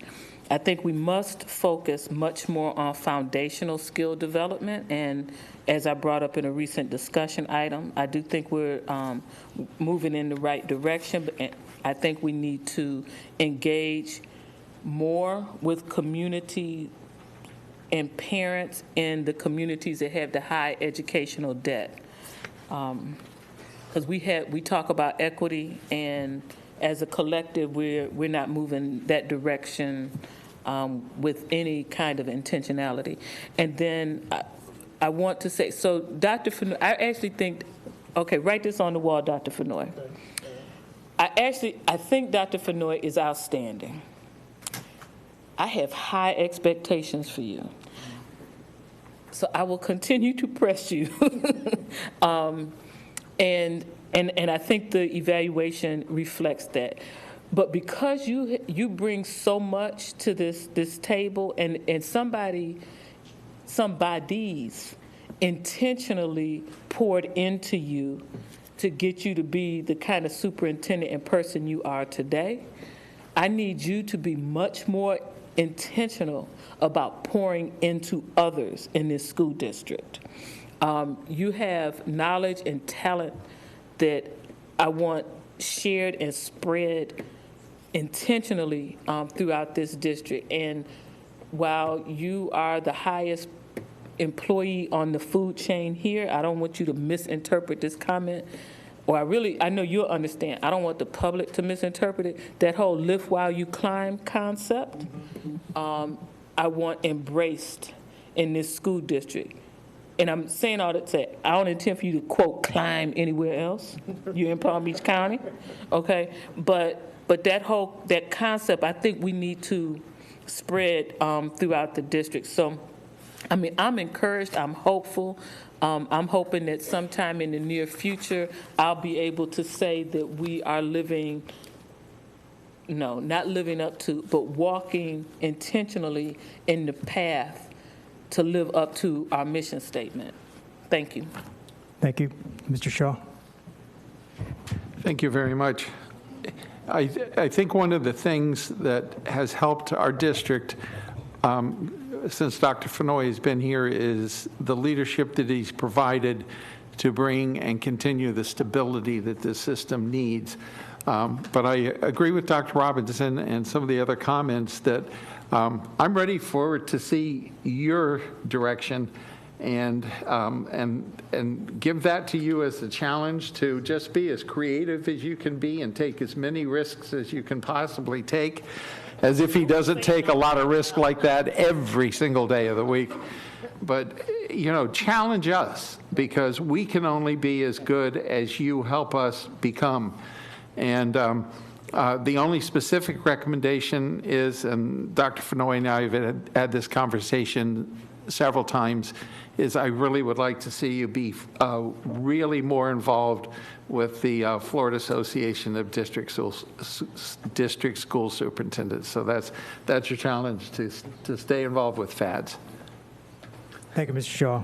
The superintendent and I have a pretty good relationship, I think. I've very much enjoyed working with him this past year as board chair. I want everybody to remember that Dr. Fenoy is a first-time superintendent of the 10th largest school district in the United States, and that has to be taken into consideration. It's not an excuse if he doesn't do well, but it's got to be a consideration that, you know, that I did not give him all 4 ratings, but I gave him an overall 3.8 when it measured out. But I think he's done a fantastic job for a first-year superintendent of the 10th largest school district in the United States. He seems very receptive to me when I've got issues in my district. Hopefully, he's also receptive to the other 6 of you when you have issues in your district. And so the superintendent's final evaluation from the school board on a rating from 1 unsatisfactory through 4 highly effective is a 3.55, which it becomes a highly effective rating. So congratulations, Mr. Superintendent. We look forward to a long relationship with you as our superintendent. Can I make some comments? Yes, sir. Well, first of all, let me say thank you to the team. So I've been trained in evaluations and providing feedback and receiving feedback, but I have never received feedback on live television. And so I wasn't really worried about it until we got close to it. I was like, it's really going to be on TV. How does this work? But at the end of the day, 18 months on the job, it's not lost on me on how important our work is. We have to do the best that we can for every single student that is under our purview within the school district of Palm Beach County. Education as we know it, I mean, this board has gone through it, has changed. Districts are charged with much more than just academics. Our new world, safety, security, social and mental emotional well-being of our students are critical factors to their academic success, and we must address those things. And, that work is taking place by great men and women in our school district every single day. Feedback is part of growth. I've told people many times I'm a military brat, so praise is not part of my personality, is not part of my existence. I thrive on getting honest, very specific feedback on how I can get better. And I strongly believe in the cycle of continuous improvement. So whether it's Mr. Ridley, whether it's folks from the Hispanic community, whether it's anybody, I think the more honest we can be about how we can get better, I embrace that. I will sit down with my team and challenge them that we are in a perpetual state of improvement because the world is changing and our kids' needs are changing so much. And I think for me, I value so much the input of the board, taking a chance on someone with really no experience in this role and being really 7 different types of mentors and guiding lights and challenging me to get better every single day. And I hope to do that for my team. I think as the 10th largest school district in the nation, I think one of the areas I have to focus on is communication. It's a growth area because we're just so large. More specifically, additional processes we have to put in place and be developed to bolster internal communications and ensure high priority issues are elevated to my office as soon as possible. I need to continue efforts to build relationships both inside of the district and outside of the district, while capitalizing on the roads that I did make in the first year. There's a lot of people to meet in Palm Beach County, a lot of different groups. I think someone told me I've had over 100 speaking engagements in 18 months. And most people don't know, they make me very, very nervous. So there's a lot of acting going on, trying to look calm in a lot of those conversations, but it's important. I am an introvert by nature.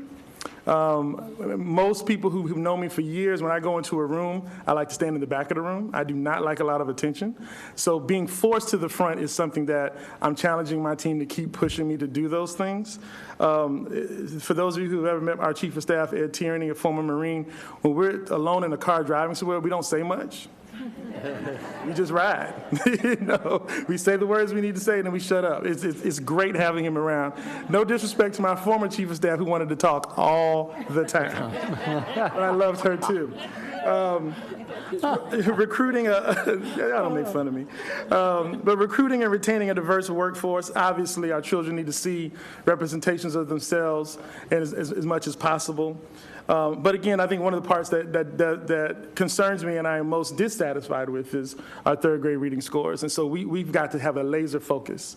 Literacy is I think, the key in the building block to these kids' future. And so if we don't double down and put a laser focus on this, we will not meet all our goals. And so I accept that challenge, and we're going to push forward. Yes, we are an A-rated school district for the second year in a row. Our graduation rates are high. Again, our staff is amazing. However, the data also tells us even some of our highest performing schools, there are kids that are not succeeding. So we need to really think about that. We can't get too complacent just because we're an A-rated school district. There's a lot of work to do, and it's completely changing on us every day. So we have to create systems and processes to keep kids the focus of our work and not allow adult issues to get in the way. And then also I would like to remain this commitment to creating systems that, again, promote the best outcomes for all kids. So I just want to say thank you to the board for taking this chance. I want to give a really special shout out to our entire team who allows me to do my job, but also teaches me every day how to get better. And I appreciate all the honest feedback from the board, and I hope to just get better with time with your assistance. Thank you. Thank you, Mr. Superintendent. You referred to us as the seven of us as your mentors and guiding lights. I'd be willing to bet the house that's not the labels you give us when you're not talking on TV. So, I stick by my word. Okay. The next item on the agenda, Mr. Superintendent, is COM8, COM8. Yes, sir.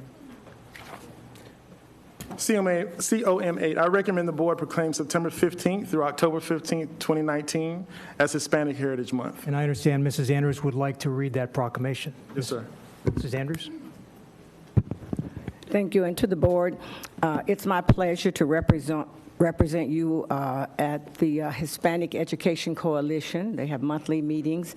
I meet with them individually and try to address concerns and needs. It's my pleasure right now to read the proclamation of Hispanic Heritage Month, September 15th through October 15th, 2019. Whereas Hispanic Heritage Month begins on September 15th to celebrate the anniversary of when Nicaragua, Honduras, Costa Rica, El Salvador, Guatemala became independent countries, which are now called Central America. And whereas Hispanic Heritage Month celebrates the rich culture and historic traditions of Hispanic Americans whose roots go back to Mexico, Spain, the Spanish-speaking nations of South America, Central America, and the Caribbean.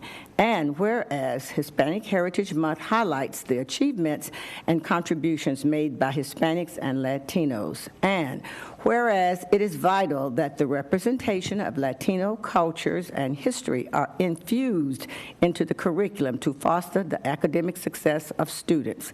And whereas the School District of Palm Beach County supports improvement of academic achievement for all students and ensures adherence to Florida Statute 1003.42p, the study of Hispanic contributions to the United States.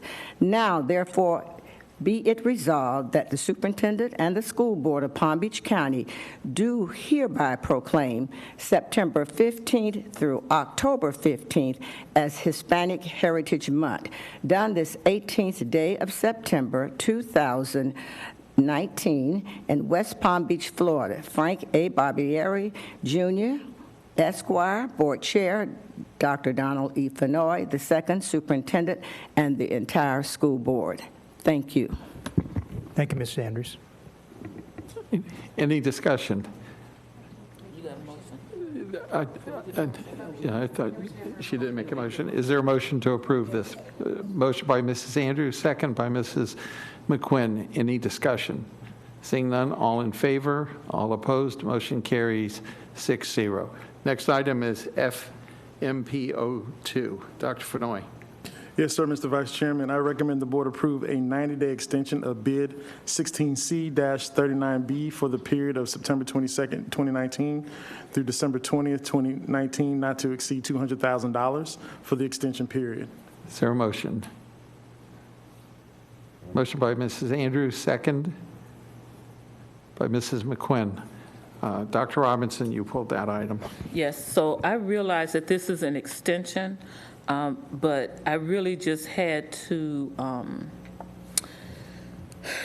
really try to come to terms with my own belief system on this. So one of the businesses on here uses prison labor and this is a printing contract. And so while I understand that this might be cost effective, I mean, the people who are incarcerated receive less than $1 an hour for whatever services they're providing via this contract. So I just can't support it. I just can't support it. I don't want to be any part of knowingly promoting the prison industrial complex, and which I think incentivizes the continuation of mass incarceration. I'm just not going to knowingly participate in that any longer. Any other comments? Mrs. Andrews? Thank you. I'd like for somebody from staff to come up and give us a little history as to how long we have been utilizing this company. I think we've been utilizing them for a while, and I would like to know about the other districts across the state, and is this something that's common?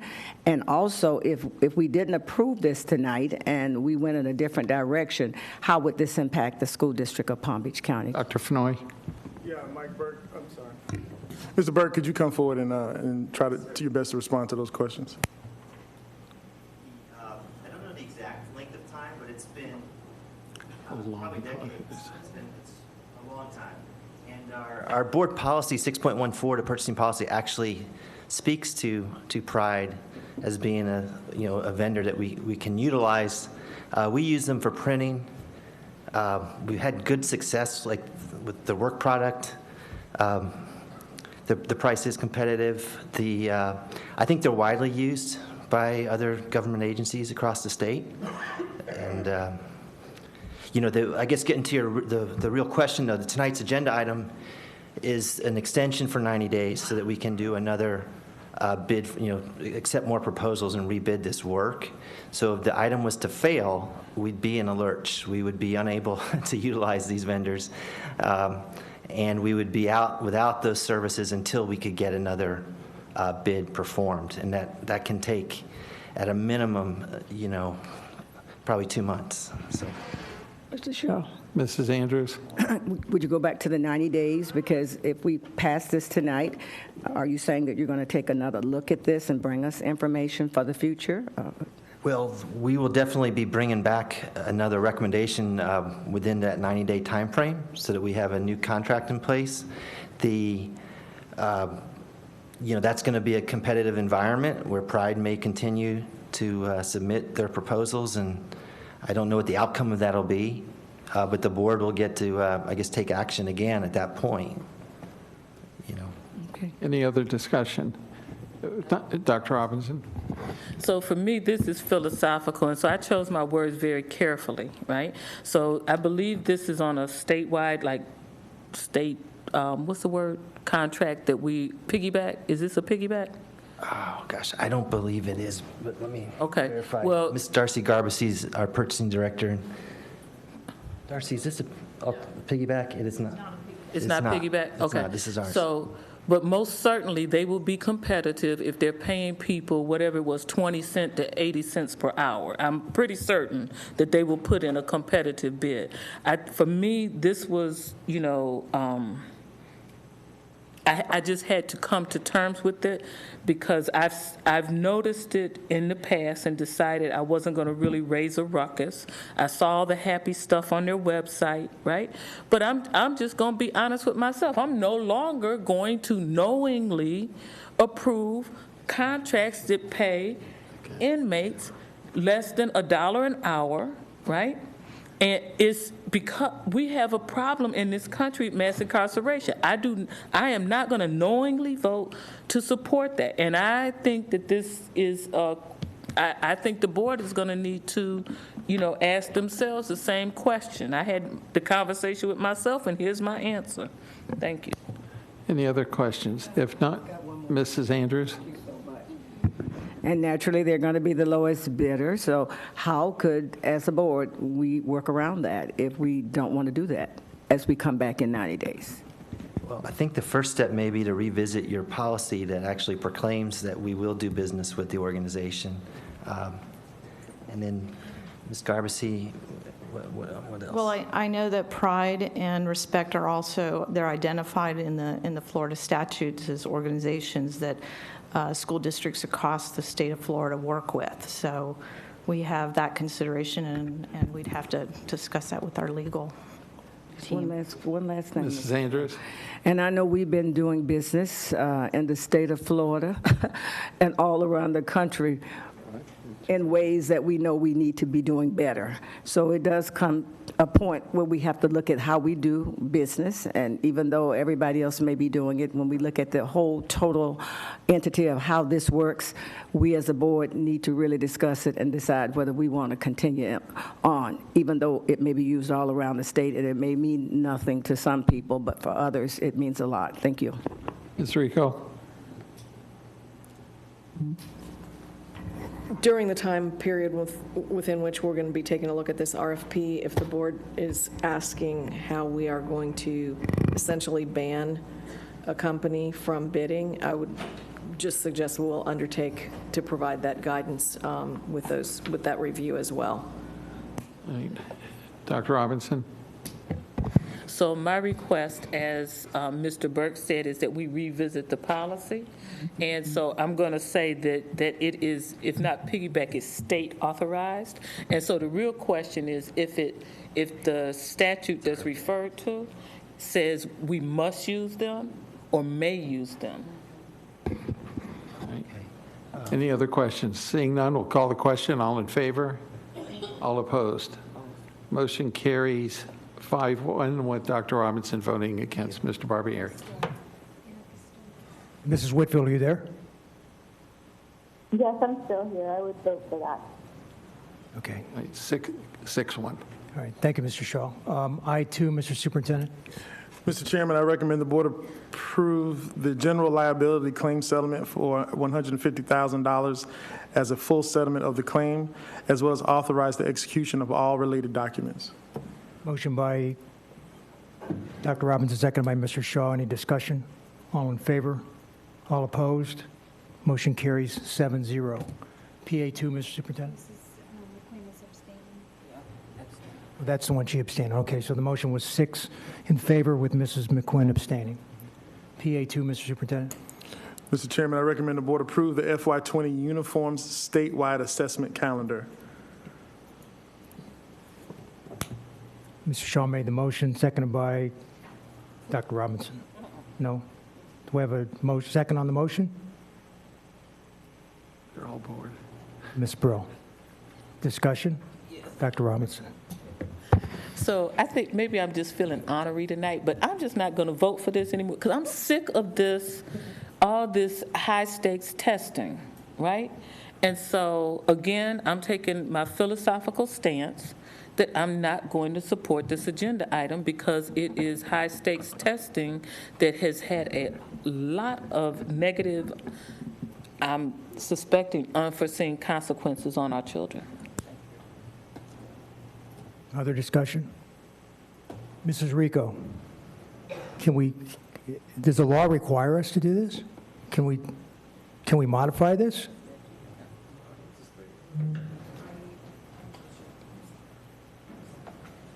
Mr. Howard, why don't you come forward and explain what this is to the board, please. Good evening. A few years ago, the state of Florida required this by statute and state board rule. Districts weren't publishing their calendars, or they were all publishing them in their own formats for transparency to the public. They put together this uniform format that every district is required to pass at a public school board meeting for transparency with the public. Ms. McQuinn, you're looking at me like you want to say something? Yes? With all respect to my colleague, if the state requires us to do something, You gotta do it. then we do it. Or, I guess, nobody has talked more about the testing, well, since I've been here. My objection to not just the testing, but how the testing is used. But if we're required statutorily to do something, I think we have to do it. I don't have to vote for it. Okay, thank you. Thank you. Okay, well, okay, so I have a question then. What happens if I don't vote for it? What if 7 of us don't vote for it? I think you should come back to the table. Yep, so I'm not aware. I would have to research any consequences. I don't believe there's a financial penalty. I'm not sure what consequences there are. Most of this information is already published on our district website for parents and so forth, but I understand. The governor may just ask us all to find other jobs, maybe. That could be. Ms. Brill? Thank you, and I just don't think that we need to put another target on our backs. As it is, we're not really loved up in Tallahassee, but also, you know, there are dates that conflict with some of the holidays, religious holidays that have been brought up, and our answer has always been that that's what the state puts out. There are alternative dates. So while I don't like it, and I agree with Dr. Robinson on the testing, I will support it because we really don't have a choice other than to administer the tests at those times. Mrs. Andrews? And maybe Mr. Howard can come back, because we did come back up to the table through the chair, through the superintendent. We did cut back on quite a bit of our own local testing. Can you help me remember how much did we cut back on? Yeah, so around 2014, 2015, when the state was going to this new testing format, and there was quite a bit of public comment. We, at that time, had a fall diagnostic program and a winter diagnostic program, if you remember. So we mirrored the state assessment 2 times a year. We took out all of the fall diagnostics, and wherever we have an end-of-course exam, instead of administering a diagnostic, we use the semester exams in place of that. So those are some examples of what we've done here locally. Do we have any flexibility in cutting anything else out? I know when we did that, and that's been a few years ago. So as you talk to the state officials, do we have any more flexibility to cut anything else? Well, outside of the state mandated assessments, most of the rest of it is local control, I would say. But I just want to let everyone know, too, that the governor has a review going on right now of the standards, but also the assessments. So within about a year, they should be bringing forth some recommendations that may include possible reduction. We like that. Thank you. Dr. Robinson. So I just want to be clear, while I think there is still too much testing, and I do appreciate the fact that we have decreased the amount of testing that we insist upon, I think what really, really harms children is the high-stakes nature of the testing, right? And so I will be voting against it. And just for the record, so Mrs. McQuinn knows, there was one point in time, back sometime in history, when I won't get into the issue, but there was something that I philosophically opposed year after year after year, and eventually convinced 3 other board members so that when it was Title I money, when that vote came up and we voted it down, we quickly moved to reconsider the vote. so we wouldn't lose the money. But I'm just telling you honestly, because that was money that was going to impact kids, but there was some fine print in there that I had issue with. And so again, it's a philosophical problem, and maybe those of you who like to go to Tallahassee can help work on that issue. Yeah, I think to Mr. Oswald's point, these reviews are open for public comment at times, and so we have shared that information. Mrs. McQuinn? Okay, I am going to vote against this measure also, because I philosophically disagree, not with the testing, but with the high-stakes part of the testing. I don't like to go to Tallahassee, but I fully intend to go specifically about this, the high-stakes part of the testing. I don't think there is any validity. There's reliability from a punitive respect, but there's no validity that this test makes our students any better prepared to go on to what they need to do in their futures. So I'm going to be voting against it also.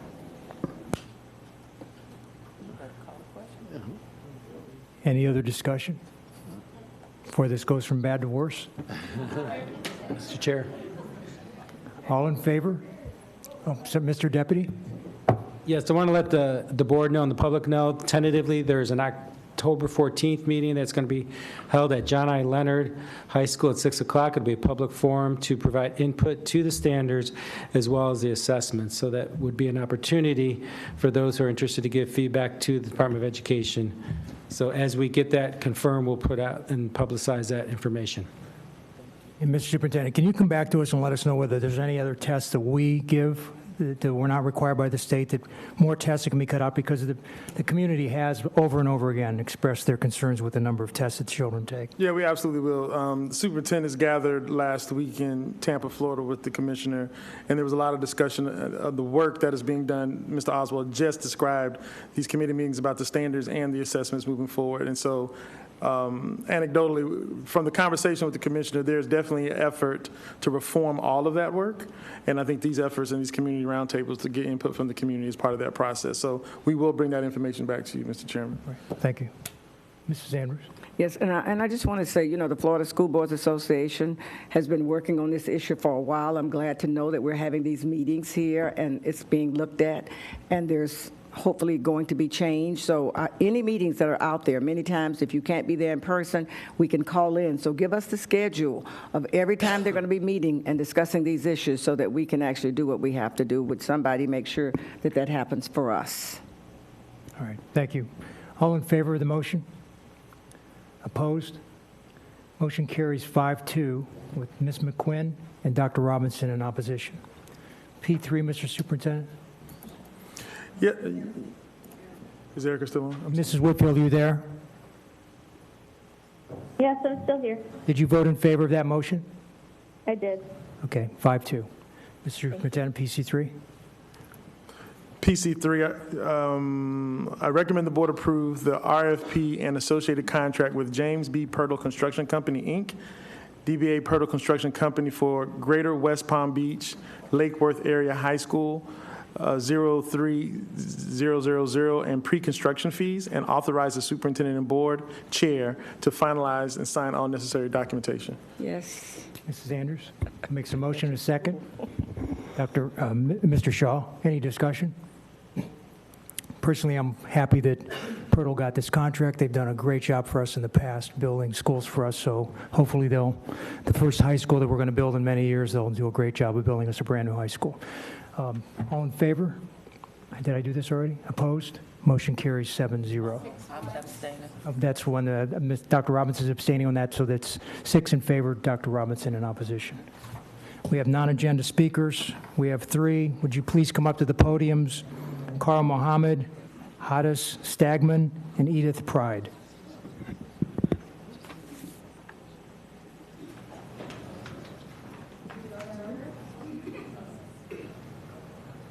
Hi. Do we have to go in that order? Or we're, No, that's fine. You can start. Okay, good. State your name for the record. Good please. evening. My name is Hadis Stagman. Thank you for the opportunity to address all of you this evening.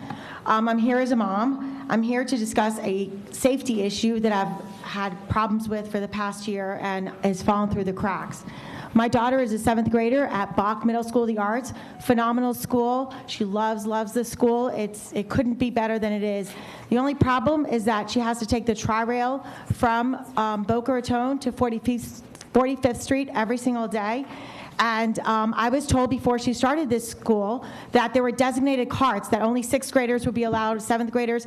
There would be no random strangers in those carts.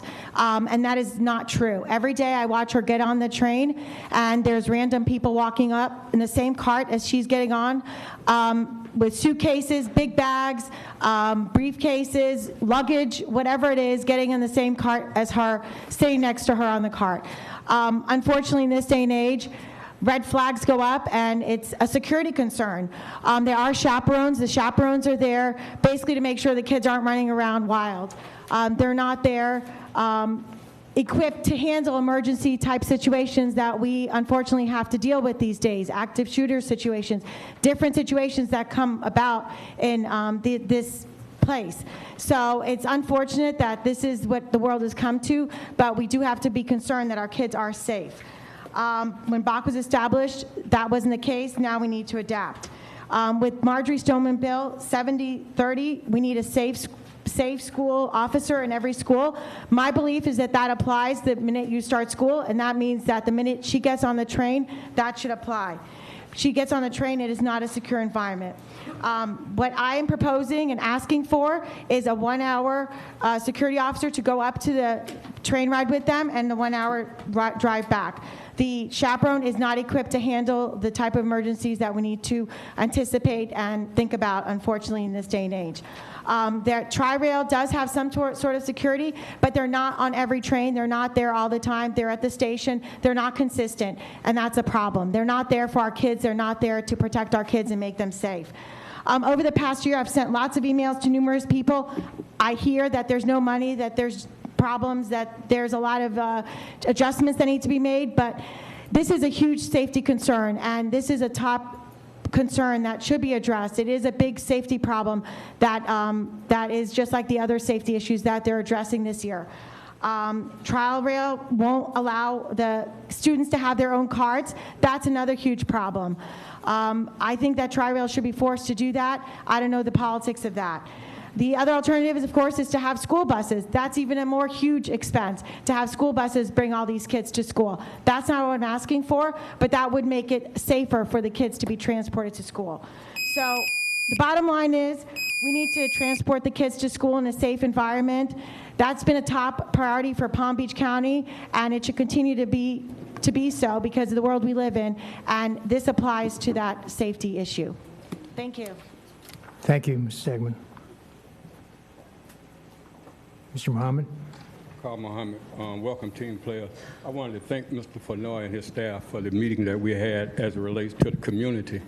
And I do appreciate your words when you said laser focus, because we as African Americans, the non-immigrant blacks, we've been standing in line for that Florida Statute 1003.428 for 25 consecutive years. I know that I've been volunteering my efforts to try to help bring some closure to that problem.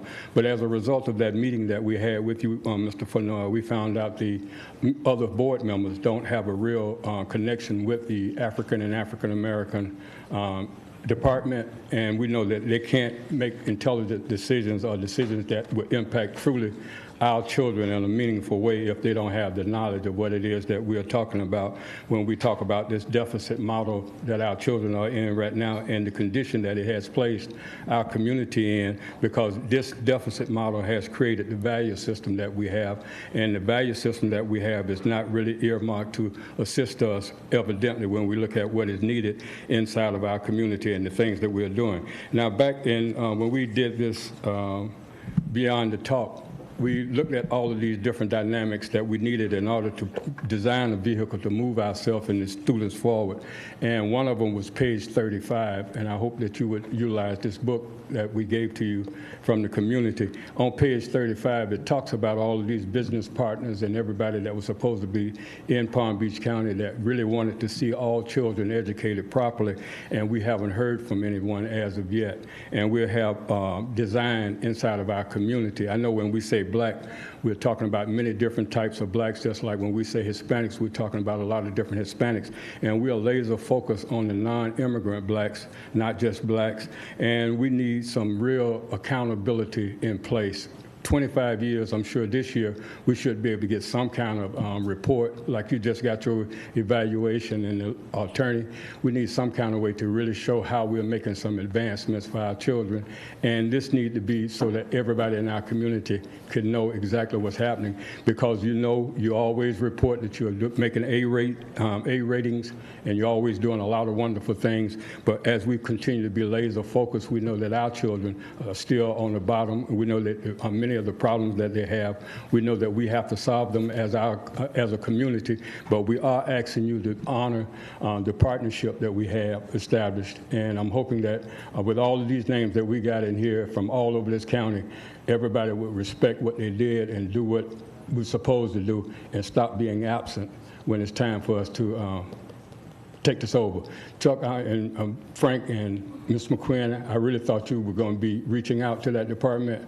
I hope and pray that you sincerely do before this school year is over, so that we can get some kind of understanding from each one of you board members as it relates to what's happening in your district. Thank you for your time. You're welcome. Thank you.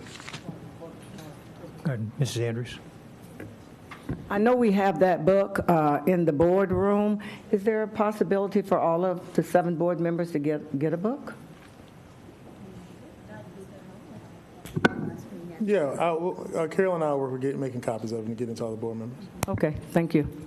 It's just in the boardroom, but I'd like to have my own personal. Ms. Pride. Hello, good evening to all of the board members, the chair, Frank Barbieri, who is my school board member, Dr. Fenoy, Keith Oswald, Ms. Jamie Wyatt, my elementary superintendent, who has visited my school to congratulate Boca Raton Elementary School for their well-earned A. Okay. So I would like to give a shout out to my principal, Renee F., my assistant principal, Monique Cole, and the best teachers and staff in Palm Beach County. They're certainly one of the hardest working people there in Palm Beach County, and I would like to say a shout out to them. So I also want to say thank y'all, I don't know if anybody did it, for these little cards that y'all gave us. My school board member, Mr. Barbieri, he got them. He was actively involved in getting them, and y'all need to send some new ones to the schools, because you got new teachers and people have moved and all that kind of stuff. So let's start out right, giving the people what they need, okay, giving teachers what they need. Now, Dr. Fenoy, the board, the district's leadership team, I would like to thank you all for the actions that you took during the hurricane and the information, with the information that y'all were given. Y'all did a great job. You helped people to prepare, and I know y'all, we tell you when you do something wrong. I'll be the first one. I'll come down here and tell you what you did wrong on TV. But I want to come down here and say y'all did a wonderful job. We appreciate it. And I was in Publix fighting for bread just like everybody else, but I appreciate y'all doing that for us. Okay, Dr. Fenoy, I also understand that you have been busy leading a large and wonderful county. However, I want to challenge you to attend every school in the county over the next 2 years and to speak with the teachers and to listen to the teachers, their concerns about education. Furthermore, Boca Raton begins with a B. So we are an A school this year. So you can feel free to kill 2 birds with 1 stone and show up. Okay? So you can come on over, show up, come on over, sit a spell, have a cup of tea. We are, our faculty meetings on the 2nd Wednesday of the month. okay? And so we are looking forward to you. Can bring some Bluebell ice cream in the flavor. That'll be due, okay? So now I will tell you this too. What time? Oh, Lord have mercy. Finally, I met my new area superintendent, Dr. Pete Licata. And he is the South area, and I met him. He is wonderful. I'm thankful for that. I don't know, what is that? I don't know where y'all had him hiding, but he listened to me, and I have to tell you, he talked to me, but more important, he listened, and he had a smile on his face. So now if he's just faking me out, I'm going to have to learn that out as time goes by. But right now, he is the bee's knees, and I like him. So I want to tell y'all, remember, pay teachers what we have earned, because y'all can't pay us what we worth, and y'all have done a great job. Happy beginning of school, and let's try not to do anything bad as the year goes on. All right? Let's stay friends. All right? So see you soon. Right? Look on. See you soon. Look out. I'll see you soon. All right? We starting off great. Dr. Robinson, go ahead. Mrs. Pride. Yes, ma'am. I really would like for you to have a conversation with our chief of HR, because I want to know what it would take to get you in District 7. I'm just straight putting it out there. No. This is my 30th year. This is my 30th year, and I've really been kind of looking at Bear Glade because I want to help the Bells out. Because I am a smart woman. Don't let this tab. This is a dirty hair. My beautician been out of town for a couple of weeks, so you know what this means, okay? All women know what this means, okay? But I really know how to teach low children, and there's some great stuff. Everything new and shiny doesn't actually help children learn. Well, okay, Ms. Pride, don't tell us everything. Don't tell us everything. Okay. But please, no, seriously, like you individually, but those like you, I think in my mind, if we're going to talk about equity, we have to figure out how to get teachers like you with that passion. I mean, if I could just figure out, I actually thought about trying to drive my grandchildren to Boca every day to get them in your class, right? I'm just saying, if we could just figure out, one, how to develop teachers like you with that passion and that love for their art, and then to also get them where they're most needed. And so that's why Dr. LaCava's right there. Well, let me say that if you ever go to a child's house, if you say, baby, I'm going to come to your house today, and I'm going to talk to your mama, dad, or your auntie, nene, whoever at that house, I'm talking to them, and you do what you say you're going to do, you will change your world. You really will. Because the parent, one, the child going to know you got a word, and the child know you care enough for them to go rat them out, and they know they're going to get a whooping when you gone. So that's what you do, baby. Ms. Pride, if you have a twin sister, you can give her to Dr. Robinson. Otherwise, you're mine. You just stay in my district, okay? If there's nothing else, we'll adjourn the meeting. Motion made by Mr. Shaw, second by Ms. Sanders. All in favor? Opposed? Motion carries 7-0. Meeting's adjourned.